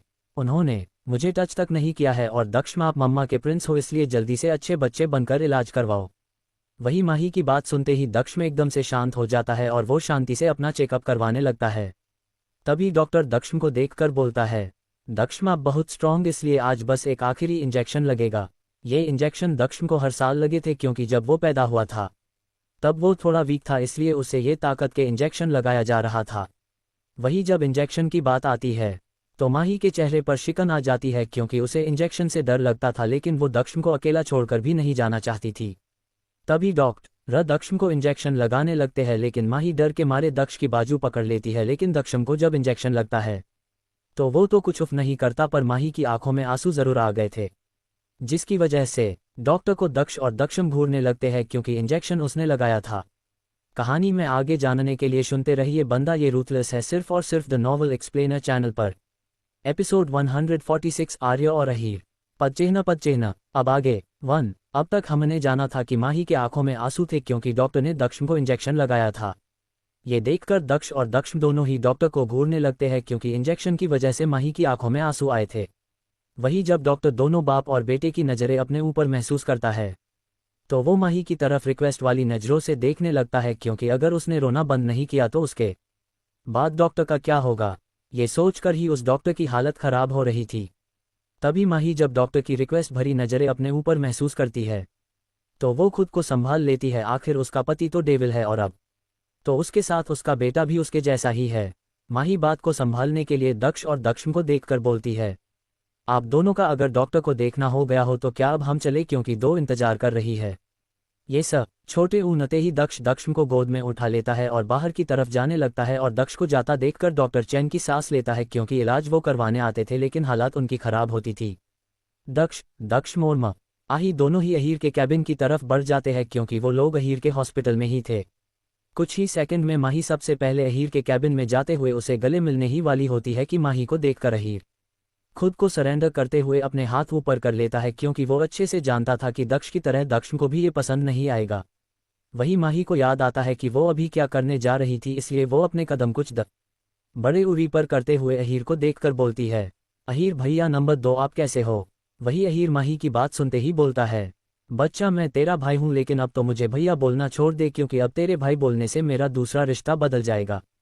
वही माही अहीर पर हंसते हुए बोलती है, तो अब किसी को मेरी बहन से डर लगने लगा है इसलिए अब आप इतना फोर्स कर रहे हैं। तो मैं आपको जीजू ही बोलती हूँ। वो क्या है मेरे मुंह में भाई बैठा हुआ है इसलिए जीजू हर बारी बोलना भूल जाती हूँ। तभी अहीर के कैबिन में एक लड़की आवाज़ देते हुए बोलती है कि सिर्फ अपने जीजू से ही मिलती रहेगी और अपनी बहन से भी मिलना है। ये लड़की और कोई नहीं बल्कि आर्या है, जो अभी प्रेग्नेंट है और अब उसका टमी से भी पता लगना शुरू हो चुका है। वही आर्या को देखकर माही उसे गले मिलते हुए बोलती है, दी मैं आपको कैसे भूल सकती हूँ। अब तो आपके साथ मेरे 2 रिश्ते हैं, पहली मेरी बहन होने का और दूसरा अहीर भैया की वाइफ होने का। ये सुनते ही अहीर अपनी नौटंकी करते हुए बोलता है, बच्चा क्यों हर बारी यह बोलकर तुम ताना कसती हो, आखिर मैं उस दिन को कैसे भूल सकता हूँ जब तुम्हारी बहन ने बंदूक के दम पर मुझसे जबरदस्ती शादी करी है। वही आर्या ये सुनते ही अहीर को देखकर बोलती है, तो अपनी बहन को ये भी क्यों नहीं बता देते हो कि मैंने तुम्हारे साथ पहली रात भी जबरदस्ती करी थी वरना आज मैं प्रेग्नेंट कैसे होती। वही आर्या की बेशर्मी भरी बातें सुनते ही माही बीच में बोलते हुए बोलती है, दी कम से कम बोलने से पहले सोच तो ले क्योंकि मेरा बच्चा यही है। वही दक्ष और दक्ष अपनी आदत से मजबूर दोनों ही सोफे पर बैठे थे और दक्ष की गोद में क्योंकि उसे गोद में बैठना पसंद था। दक्ष ने उसे गोद से उतारने की भी कोशिश करी थी लेकिन दक्ष ने दक्ष को कसकर पकड़ रखा था, इसलिए माही के वहां पर होने पर दक्ष को गोद से नहीं उतारता है। वही माही की बात सुनते ही आर्या बोलती है, माही मुझे लगता है कि तेरा बेटा सिर्फ उम्र से ही छोटा है, बाकी वो समझदारी में यह मेरे पति से भी ज़्यादा समझदार है, इसलिए मुझे नहीं लगता है कि उसे हमारी बातों से फक्र पड़ता होगा। ये बोलकर आर्या दक्ष और दक्ष के पास जाकर बैठ जाती है। तभी माही मासूमियत से अहीर की तरफ देखकर बोलती है, वैसे जीजू आपको इतनी सारी लड़कियों हमें से मेरी बहन ही मिली शादी करने में। ये सुनते ही अहीर माही की तरफ देखकर बोलता है, बच्चा अगर मुझे पता होता कि तुम्हारी इतनी खुखार है तो मैं उसकी जबरदस्ती वाली शादी को नहीं मानता, लेकिन अब दिल आ गया, उसमें मेरी भी कोई गलती नहीं है, इसलिए अब तो जैसी भी है मेरी ही है। वही माही अच्छे से जानती थी कि अहीर भी दक्ष की तरह आर्य को लेकर पॉजिटिव है, फिर चाहे वो आर्य की सारी बातें मान लेता हो, लेकिन जब वो आर्य को किसी लड़के से बात करता देखता था तो वो उसे बर्दाश्त नहीं कर पाता था, आखिर वो दक्ष का ही दूसरा रूप था। तभी अहीर माही को देखकर बोलता है कि बच्चा चलो डिनर पर चलते हैं, मैंने एक अच्छे से रेस्टोरेंट में छोटे बुकिंग करवाई है, इसलिए हमें जल्दी जाना चाहिए क्योंकि आर्य को खाना खाने के बाद मेडिसिन भी लेनी है और उसका मेडिसिन खिलाना भी एक मिशन से कम नहीं है। ये सुनते ही माही मुस्कराते हुए बोलती है, जी जीजू जल्दी सा चलते हैं क्योंकि खाना खाते हुए मुझे अपना मनपसंद टॉपिक पर भी तो बात करना है कि किस तरह मेरी बहन ने आपके साथ शादी करी है। ये सुनते ही अहीर मुंह बनाते हुए बोलता है, बच्चा कितनी बारी तो तू उस टॉपिक पर आता कर चुकी है और हर बारी मेरी दुखती नस पर क्यों हाथ रखती है। कहानी में आगे जानने के लिए सुनते रहिए बंदा ये रूथलेस है, सिर्फ और सिर्फ द नॉवल एक्सप्लेनर चैनल पर। एपिसोड 147 आर्य की बेशर्मी पद चिन्ह। अब आगे 1। अब तक हमने जाना था कि अहीर और आर्य ने शादी कर ली थी और अभी माही दक्ष के साथ दक्ष और अहीर व आर्य एक साथ खाना खाने के लिए जा रहे थे। वह सब लोग एक ही कार में थे और तभी माही अश्म को देखकर बोलती है, बच्चा चलो मम्मा और आपके फेवरेट टॉपिक पर बात करते हैं कि आपकी चाची कैसे आए। ये सुनते ही आर्य थोड़ा सीरियस होकर बोलती है, माही क्या तुम दोनों इस एक टॉपिक पर बात करते हुए थकती नहीं हो। ये सुनते ही माही एकदम से बोलती है, बिल्कुल नहीं, जब आपने काम ही ऐसा किया है तो इसमें मेरी क्या गलती, मुझे सोचकर ही जीजू पर तरस आता है। ये बोलकर माही दक्ष को देखकर बोलती है, बच्चा आप जानते हो आपके चाचू अच्छा खासा मंदिर में थे और माता रानी का आशीर्वाद लेने गए थे और तभी वहां आपकी चाची एंट्री करती है और उसके बाद माही बोलने ही वाली थी कि दक्ष उसे बीच में रोकते हुए टूटे शब्दों में बोलता है, मम्मा आधे मैं बताऊंगा। ये बोलकर दक्ष खुश होने लगता है। ये देखकर अहीर खुद से ही बोलता है, पता नहीं इन दोनों माँ बेटे को मेरा मजाक बनाने में क्या मजा आता है। ये बोलते हुए वो दक्ष की तरफ देखता है जो माही को कार में बैठे हुए अपने हाथों के इशारे से बता रहा था कि चाची मंदिर में बंदूक लेकर आती है और वो वहां मौजूद गंदे लोगों को मारने लगती है। ये देखकर दक्ष अपने दोनों नन्हे हाथों को ऊपर करके अड़ा गुस्सा होने वाली एक्टिंग करते हुए बोलता है। तभी वहां पंडित जी चाची के ऊपर गुस्सा करते हैं कि वो मंदिर में गोली का यूज नहीं कर सकते थे। आगे माही बोलती है, लेकिन बेटा आपकी चाची कहाँ लोगों की सुनने वाल बड़ी ई थी। उन्होंने पंडित जी की बात को इग्नोर कर दिया था और वहां से जाने ही वाली होती है कि तभी वहां आपके चाचू हीरो बनकर आगे आते हैं और आगे आर्य ही बोल पड़ती है, वही उसकी बड़ी गलती थी, क्या जरूरत थी मुझे कर दिखाने की और पंडित जी को ज्ञान देने की। मैं किसी नहीं सुनती और यह न मुझे उकसाता और न मैं इससे बंदूक के दम पर शादी करती। मैं ठहरी शरीफ इंसान, लेकिन तुम्हारे चाचू ने ही मुझे उस्काया था, इसलिए मैंने गुस्से में शादी कर ली। ये सुनते ही अहीर एकदम से बोल पड़ता है, आर्य तुम अपनी शक्ल देखकर खुद को शरीफ कैसे कह सकती हो? जो लड़की अपनी पहली रात और वो भी जबरदस्ती वाली शादी में अपने पति की रात में इज्जत लूट ले, वो लड़की शरीफ कैसे हो सकती है? ये सुनते ही माही एकदम से दक्ष के कानों के ऊपर अपने हाथ रख देती है और वही आर्या भी अपने स्वैग में बोलती है, लेकिन उसमें भी मेरी क्या गलती थी? एक तो मैं प्यार से तुम हे समझाने आई थी कि मंदिर में जो हुआ उसमें मेरी गलती नहीं, वो तुम ही थे जो अकड़ दिखा रहे, इसलिए गुस्से में अपने एक कदम आगे बढ़ाया, लेकिन उसके बाद तुमने भी तो मेरा साथ दिया था और आज उसकी निशानी मेरे पेट में पल रही है। वही माही जोर से बोलते हुए बोलती है, दी बस भी करे, मैंने आपको कितनी बारी बोला है कि दक्ष के आगे ये बेशर्मों की तरह मत बोलो करो। वही तभी कार एक रेस्टोरेंट के बाहर रुक जाती है और दक्ष माही की गोद से दक्ष को उठाकर बाहर निकल जाता है, क्योंकि उसे अहीर के साथ साथ माही और आर्य की बातों में कोई इंटरेस्ट नहीं था। दक्ष के जाते ही अहीर भी उसके पीछे उतर जाता है, क्योंकि वो सच में अगर दो नौ बहनों के पास रहा तो वो उसे सच में पागल कर देती, इसलिए वो दक्ष के पीछे जाने लगता है। ये देखकर माही भी उसके पीछे जाने कार से उतर जाती है और वो आर्या की कार से उतरने में मदद करने के लिए हाथ देती है, क्योंकि वो प्रेग्नेंट थी। तभी आर्या कार से उतरकर माही के कंधे पर अपनी बाजू रखते हुए बोलती है, वैसे माही तू तो हम सबसे आगे थे, फिर चाहे शादी करना और पहली रात बिताने से लेकर बच्चा करने तक की बात लेकर वैसे तूने बताया नहीं कि तेरी पहली रात के बाद तूने जीजू को कैसे फेस किया, क्योंकि मेरे केस में तो मुझे ही अहीर को मनाना पड़ा था और वो लड़कियों की तरह शर्मा रहा था। वही माही आर्य की बात सुनकर शर्मन लगती है, आखिर वो अपनी पहली रात के लम्हों को कैसे भूल सकती है, और यह सोचते हुए उस दिन की याद में खो जाती है जब माही और दक्ष का मिलन हुआ था। तो अगली सुबह दक्ष की आंख पहले खुलती है, जिसके ऊपर माही थक हार कर लेती हुई थी, क्योंकि दक्ष ने उसे पूरी रात नहीं सोने दिया था। दक्ष माही को बालों में अपने हाथ फिराने लगता है, जिसके कारण माही की नींद टूट जाती है और शर्म के मारे वो दक्ष से नजरें नहीं मिला रही थी। लेकिन अगले पल ही दक्ष माही को बेड पर लिटाकर खुद उसके ऊपर आते हुए माही की नजरों में देखकर बोलता है, बन्नी खरगोश, अब तो तुम हमेशा के लिए मेरी हो चुकी हो, इसलिए शर्माना छोड़ दो, क्योंकि कल तुमने सब कुछ तो देख लिया, इसलिए अब हम दोनों में छुपाने लायक कुछ नहीं बचा है। ये बोलकर दक्ष मुस्कुराने लगता है। तभी आर्या माही को हल्का सा पिच करते हुए चिढ़ाते हुए बोलती है, तो कोई पुरानी यादों में खो गया था? तभी तो देखो गाल कैसे शर्म के मारे लाल हो चुके हैं। वही यह सुनते ही माही आर्य से दूर होते हुए बोलती है, दी आप सच में कितने बेशर्म हो, पता नहीं जीजू आपके साथ कैसे रहते होगे। ये बोलकर माही आर्य से दूरी बनाकर चलने लगती है। कहानी में आगे जानने के लिए सुनते रहिए बंदा ये रूथलेस है, सिर्फ और सिर्फ द नॉवल एक्सप्लेनर चैनल पर। एपिसोड 148 रोनी की पसंद पदचिह्न। अब आगे 1। अब तक हमने जाना था कि दक्ष और माँ ही के साथ बाकी सब भी रेस्टोरेंट वाली जगह पर पहुंच चुके थे। दक्ष को अपनी गोद में बिठाकर बैठा था। तभी अहीर भी दक्ष के पास आकर बैठ जाता है और वो दक्ष को देखकर बोलता है, वैसे रोनी किधर है? क्यों कि जब उसे अपनी असलियत पता चली है तब से तो वो दिखना ही बंद हो चुका है। तभी दक्ष अहीर की बात सुनकर उसे घूरता है। ये देखकर अहीर हंसते हुए बोलता है, अब ऐसे क्यों घूर रहा है? अब ये तो सच ही है कि जब से रोनी को प्यार हुआ है तब से वो उसी के साथ खोया रहता है, लेकिन मुझे आज तक ये बात समझ नहीं आई कि रोनी बॉयफ्रेंड का रोल कर रहा है और यहाँ फिर गर्लफ्रेंड है।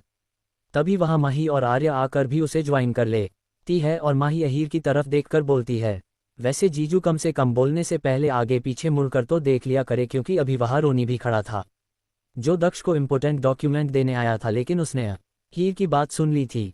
ये देखकर अहीर दक्ष को बोलता है, आखिर तू मेरा दोस्त है और दुश्मन, क्या तू मुझे बता नहीं सकता था कि यहाँ रोनी भी आने वाला है? ये सुनते ही दक्ष अहीर को देखकर बोलता है कि तो क्या अब मैं तुझे अपने काम की पल पल की खबर देता रहूं कि कौन कौन आ रहा है? वही दक्ष की बात सुनते ही अहीर का मुंह बन जाता है और बाकी सबके चेहरे पर मुस्कान आ जाती है। तभी रोनी अहीर के पास बैठते हुए बोलता है कि तब छोटे ऊझे तो मैं बाद में देखता हूँ। ये सुनते ही अहीर बोल पड़ता है कि मुझे देखने से अच्छा अपने बच्चे जैसे बॉयफ्रेंड को देख, वरना अगर उसने तुझे मेरे साथ देख लिया तो वो जल जाएगा। ये सुनते ही रोनी अहीर को घूरते हुए बोलता है कि अहीर उसका नाम है, इसलिए उसे अपने नाम से बुला। तभी अहीर बोल पड़ता है कि मैं उसका नाम याद रख कर क्या करूँगा? वो तो तेरा बॉयफ्रेंड है, इसलिए तू ही याद रख उसका नाम, लेकिन मैं तो अभी फिर से तुझे एडवाइस दूंगा। देख मैं डॉक्टर हूँ, इसलिए अभी कह रहा हूँ मैं तेरे चेकअप फ्री में कर दूंगा और तू एक बारी अपने हार्मोन चेक करवा ले और उसके बाद मैं तेरे लिए खुद एक अच्छी सी लड़की ढूंढ दूंगा। वही अहीर की बात सुनते ही रोनी बोल पड़ता है कि तू अपनी वाली पर ध्यान दे, क्योंकि जब तू अपने लिए खुद लड़की नहीं ढूंढ पाया तो मेरे लिए क्या ढूंढ पाएगा, क्योंकि यह बात किसी ने नहीं छुपी कि तेरी शादी कैसी हुई है।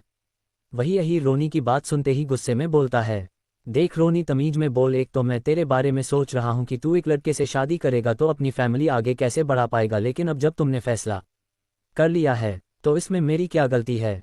वही रोनी अहीर की बात सुनते ही हल्का सा मुस्कराते हुए बोलता है, जब तक रोनी था तब तक फैमिली के बारे में नहीं सोचा, और जब इश्क हुआ है और जिसने इस पत्थर को मुस्कुराना सिखा दिया हो, उसके अलावा तुझे सच में लगता है कि उसे सच में किसी लड़की से शादी करके खुशी मिल सकती है। ये बोलकर रोनी अपनी जगह से उठकर दक्ष की तरफ देखकर बोलता है, किंग मुझे क्यों काम है इसलिए मैं चलता हूँ। वही रोनी के जाते ही दक्ष अहीर की तरफ देखकर बोलता है, तुझे सबके मामले में घुसने का क्यों शौक है, और रोनी के मामलों से दूर रह वरना मुझसे बुरा कोई नहीं होगा। ये बोलकर दक्ष को खाना खिलाने लगता है, जो अभी उसकी गोद में बैठा था, क्योंकि अभी दक्ष खुद से स्पून को नहीं पकड़ पाता था।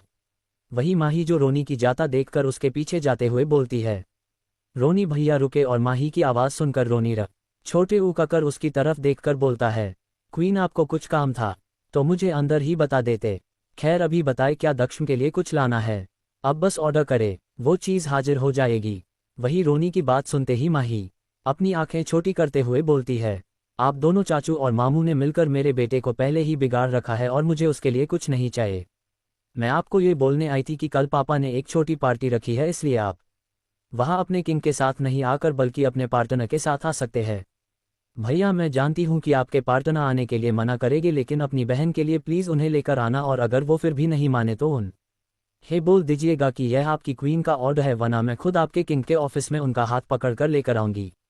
उसके बाद अगर आपके किंग दक्ष और दक्ष को जलन हुई तो वो आप संभालना, हालांकि उन्हें लड़कों में इंटरेस्ट है, लेकिन फिर भी आप तो जानते हैं कि आपके बॉस को लड़कों से कितनी जलन होती है, इसलिए फिर बाद मुझे नहीं बोलना कि मेरे हाथ पकड़ने के कारण आपके किंग ने अगर आपके पार्टनर को दूसरी जगह ट्रांसफ़र कर दिया तो उसने मेरा कोई फॉल्ट नहीं होगा। कहानी में आगे जानने के लिए सुनते रहिए बंदा ये रूथलेस है, सिर्फ और सिर्फ द नॉवल एक्सप्लेनर चैनल पर। एपिसोड 149 परी पदचेहना। अब आगे 4 पत्ती तिपतिया घास। अब तक हमने जाना था कि माही ने रोनी को अपने पार्टनर के साथ कल उसके डैड के घर हो रहे फंक्शन में बुलाया था, और वही दक्ष और माही के साथ आर्या और अहीर भी खाना खाकर निकल चुके थे। अगले दिन माही ने दक्ष को तैयार कर दिया है और वो खुद भी रेडी हो चुकी थी। माही और दक्ष दोनों ही दक्ष का वेट कर रहे थे, क्योंकि दक्ष को एक इम्पोर्टेंट कॉल आ गया था, इसलिए वो उस पर बात करने के लिए स्टडी रूम में चला गया था। तभी कुछ ही मिनट बाद जैसे ही दक्ष स्टडी रूम से बाहर निकलता है तो वो उसे देखती रह जाती है और उसके मुंह से निकलता है, आखिर इन्हें देखकर कौन कह सकता है कि यह एक बेटे का बाप है, और क्या जरूरत थी इतना सच कर आने की। माही यह बात सोच ही रही थी कि तभी दक्ष माही के बिल्कुल करीब आकर बोलता है, जिसकी बीवी इतनी खूबसूरत हो तो उसके पति को तो उसकी टक्कर देनी ही पड़ेगी।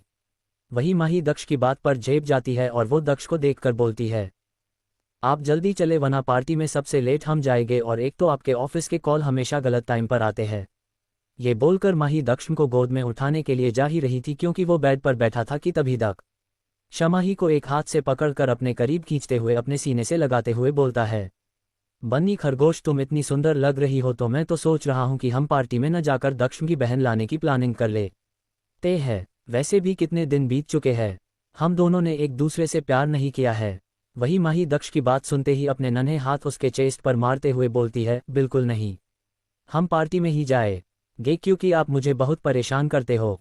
आपका प्यार का मतलब मुझे बहुत अच्छे से पता है कि अगले 2 और 3 दिन तक मैं चल ही नहीं पाऊँ, और ऊपर से आपके बेटे के सवाल के जवाब आप तो देते नहीं हो कि मुझे क्या हुआ है, और वो सवाल किए बिना रुकता नहीं है। वही माही और दक्ष को इतने पास में देखकर दक्ष बेड के सहारे से खड़ा होने की कोशिश करते हुए अपने टूटे शब्दों में बोलता है, मम्मा दक्ष को भी आपको हग्गी करनी है जैसे आप पापा को कर रहे हो, क्योंकि माही और दक्ष काफ़ी धीरे से बोल रहे थे तो उनकी बातें दक्ष नहीं सुन पाता है, लेकिन दक्ष के करीब माही को देखकर उसे जलन होने लगी थी। वही दक्ष की हरकत पर माही मुस्करा देती है और दक्ष अपनी आंखें छोटी करते हुए बोलता है, अगर यह मेरा बेटा नहीं होता तो अब तक मैं इसको भी किसी लड़की के साथ सेट कर देता। वही माही दक्ष की बात सुनकर अपना सिर नहीं हिलाते हुए बोलती है, अब भी आप को कुछ नहीं हो सकता, आखिर आप 3 साल के बच्चे के लिए लड़की ढूंढने की सोच भी कैसे सकते हैं। ये बोलकर माही दक्ष की पकड़ से छूटकर दक्ष को गोद में उठाने के लिए जाने ही लगती है, क्योंकि वो बेड के सहारे खड़ा नीचे बेड पर गिर चुका था, लेकिन उससे पहले दक्ष ने अपने तेज कदमों से आगे बढ़कर दक्ष को गोद में लेते हुए बोलता है, बन्नी खरगोश चलो, हमें पार्टी में जाने के लिए देर हो रही है।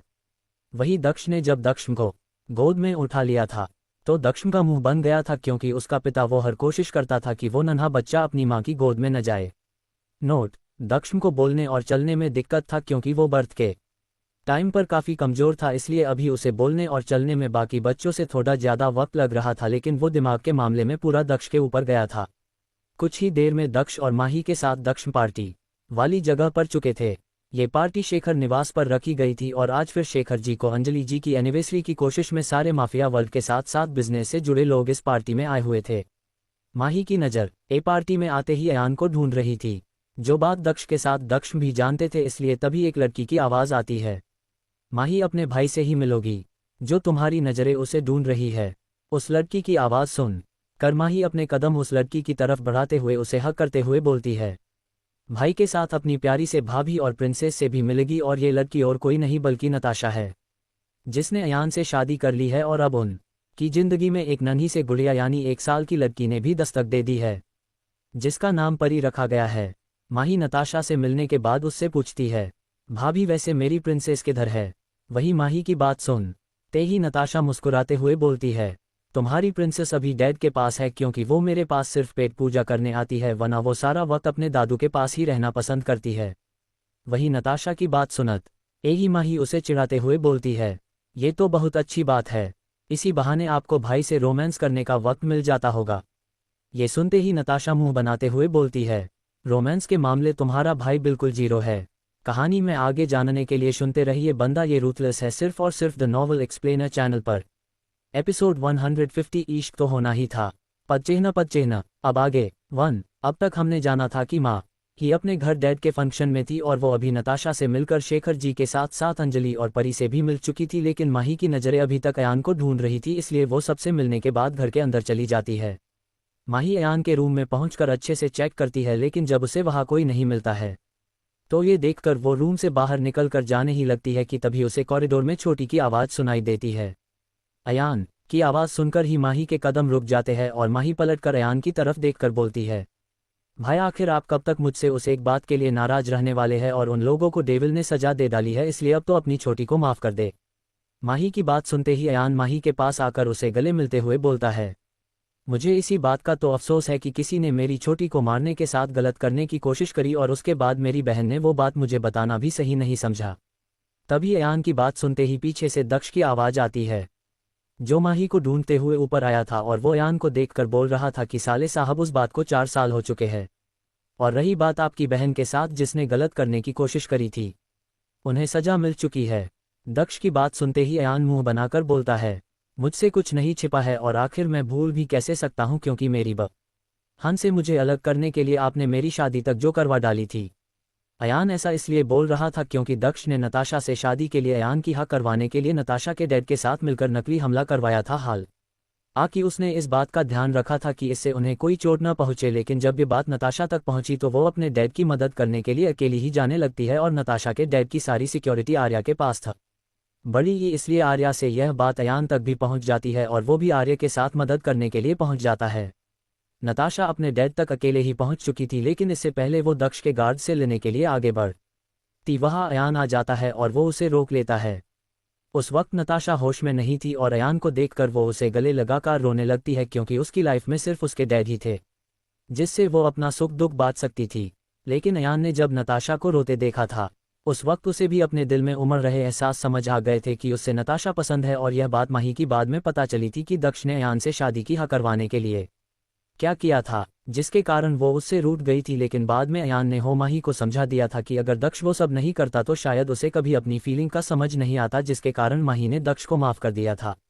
अयान माही से नाराज इसलिए था क्योंकि आपको याद होगा कि जिया ने अपनी जलन के कारण माही के साथ गलत करने की कोशिश करी थी। हालांकि दक्ष ने माही के मुताबिक उन लोगों को जिंदा जरूर छोड़ दिया था, लेकिन मौत से बदतर जिंदगी जीने के लिए, क्योंकि दक्ष ने उन सभी लड़कों के प्राइवेट पार्ट के साथ एक टांग कटवा दी थी और उन गुंडों ने डरकर जिया के मोबाइल नंबर के बारे बता दिया था, जिससे वो उन्हें कांटेक्ट कर रही थी और उस एक सबूत के चलते दक्ष जिया तक पहुंच गया था और जिया को अपनी खूबसूरती से सबसे ज्यादा प्यार था, इसलिए दक्ष ने जिया से उसकी खूबसूरती ही छीन ली थी, यानी कि उसके पूरे फेस को खराब कर डाला था। और इस सदमे को जिया बर्दाश्त नहीं कर पाती है और वह खुद अपने आप ही अपना सुसाइड कर लेती है।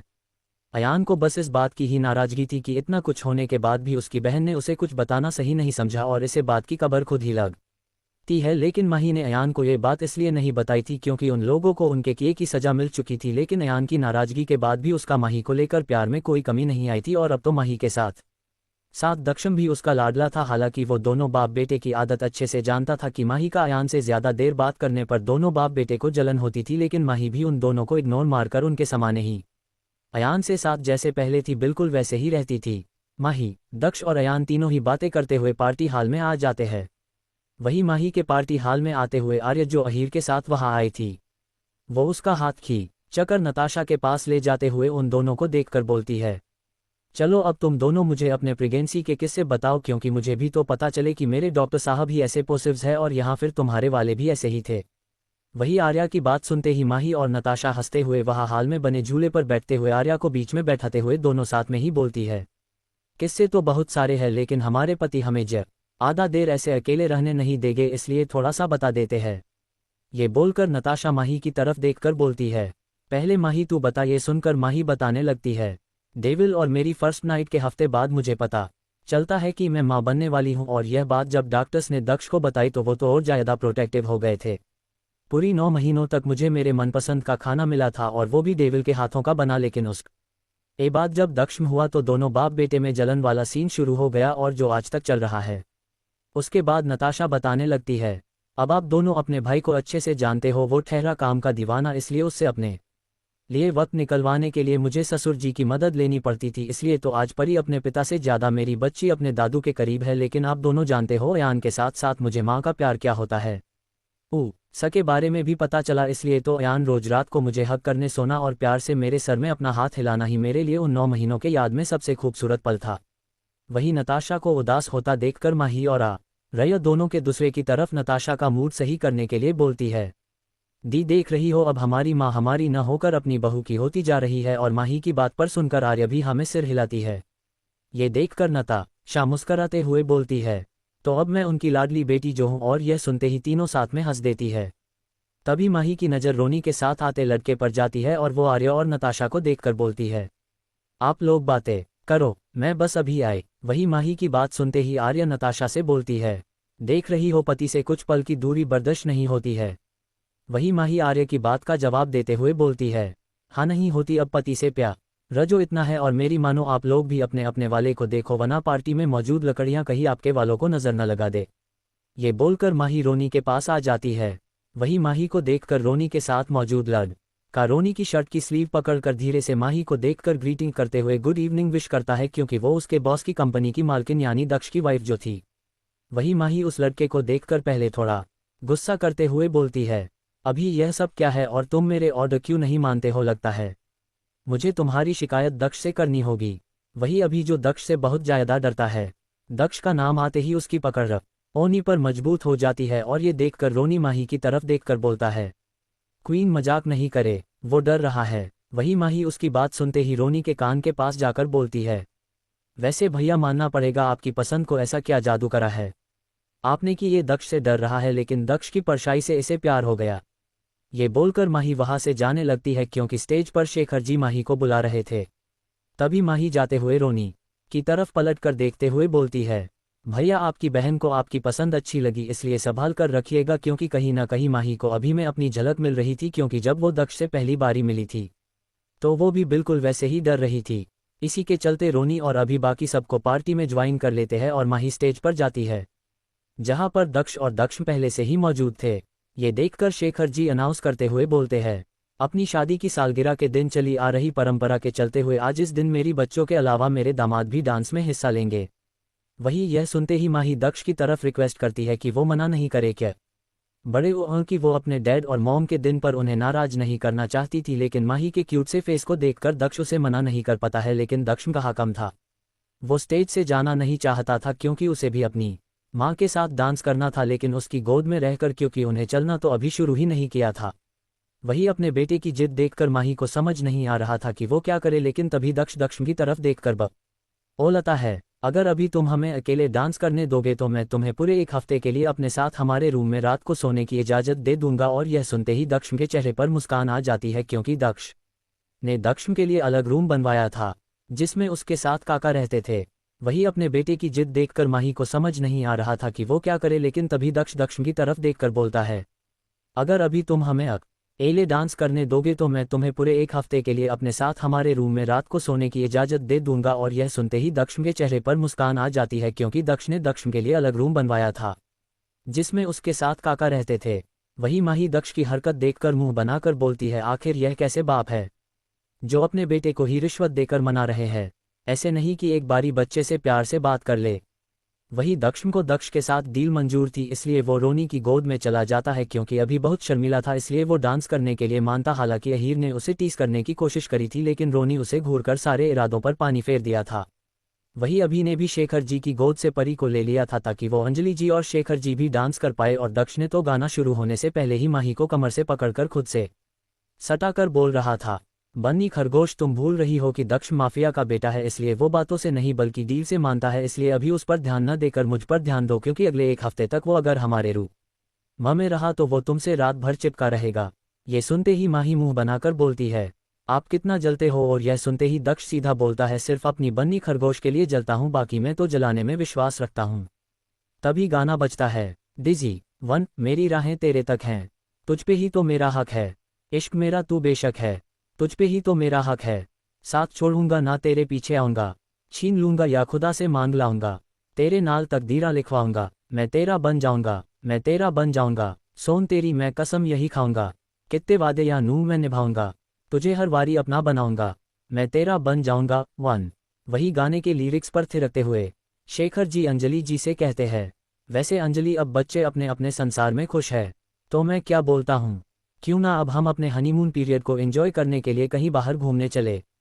वही यह सुनते ही अंजल छोटी ईजी शर्मा जाती है और उनको ऐसा शर्मता देखकर शेखर जी अंजलि को देखकर बोलते हैं, आप तो ऐसे शर्म रही है जैसे आप नई नवेली दुल्हन है। वही अहीर और आर्य भी दोनों एक दूसरे में खोए हुए डांस कर रहे थे, लेकिन दोनों बिल्कुल बच्चों की तरह आपस में लड़ते थे और उन दोनों को देखकर कोई नहीं कह सकता था कि ये दोनों माँ बाप बनने वाले हैं।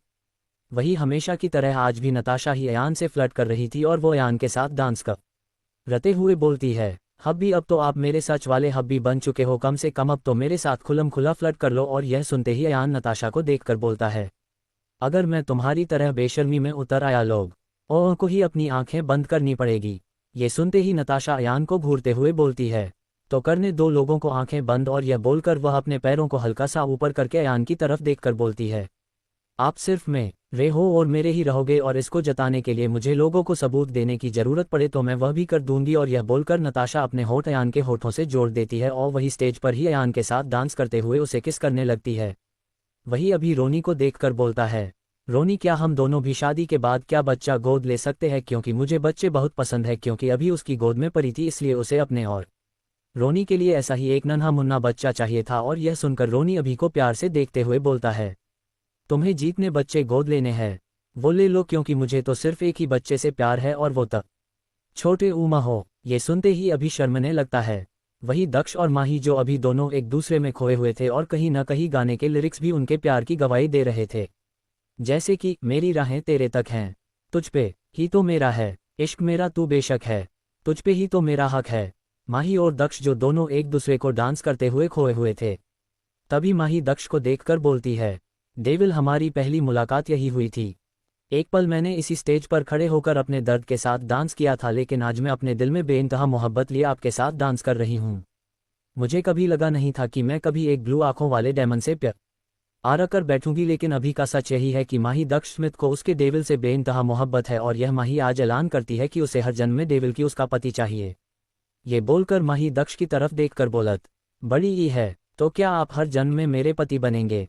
वही माही की बात सुनकर दक्ष माही के माथे पर किस करते हुए बोलता है, अगर इसके लिए मुझे खुद तुम्हारे खुदा से भी लड़ना पड़ा तो इस बारी में उनसे भी जंग कर लूंगा, लेकिन जीत कर ही लौटूंगा, क्योंकि दक्ष की बन्नी खरगोश पर सिर्फ उसके डेविल का ही हक है।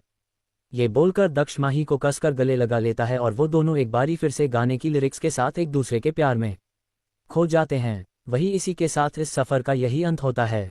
हेलो डियर यूट्यूब फैमिली, इसी के साथ आपका और मेरा इस कहानी पर सफ़र ख़त्म होता है। मुझे पता है कि आप सबके लिए ये शौकंग होगा कि कहानी इतनी ख़त्म कैसे हो गई, लेकिन ये पहले से ही तय था। हालांकि मैं पहले बताकर कहानी का सस्पेंस खराब नहीं करना चाहता था, लेकिन विश्वास करें, इस कहानी का ख़त्म ज़रूरी था, क्योंकि तभी तो हम फिर से एक नई कहानी में मिल पाएंगे ना। ये कहानियाँ चैनल पर अपलोड होने वाली है। अभी कहानी पर काम चल रहा है, 2 से 3 दिन में चैनल पर अपलोड होंगी। जब तक के लिए आप लोग मेरे चैनल पर दूसरी कहानी सुन सकते हैं।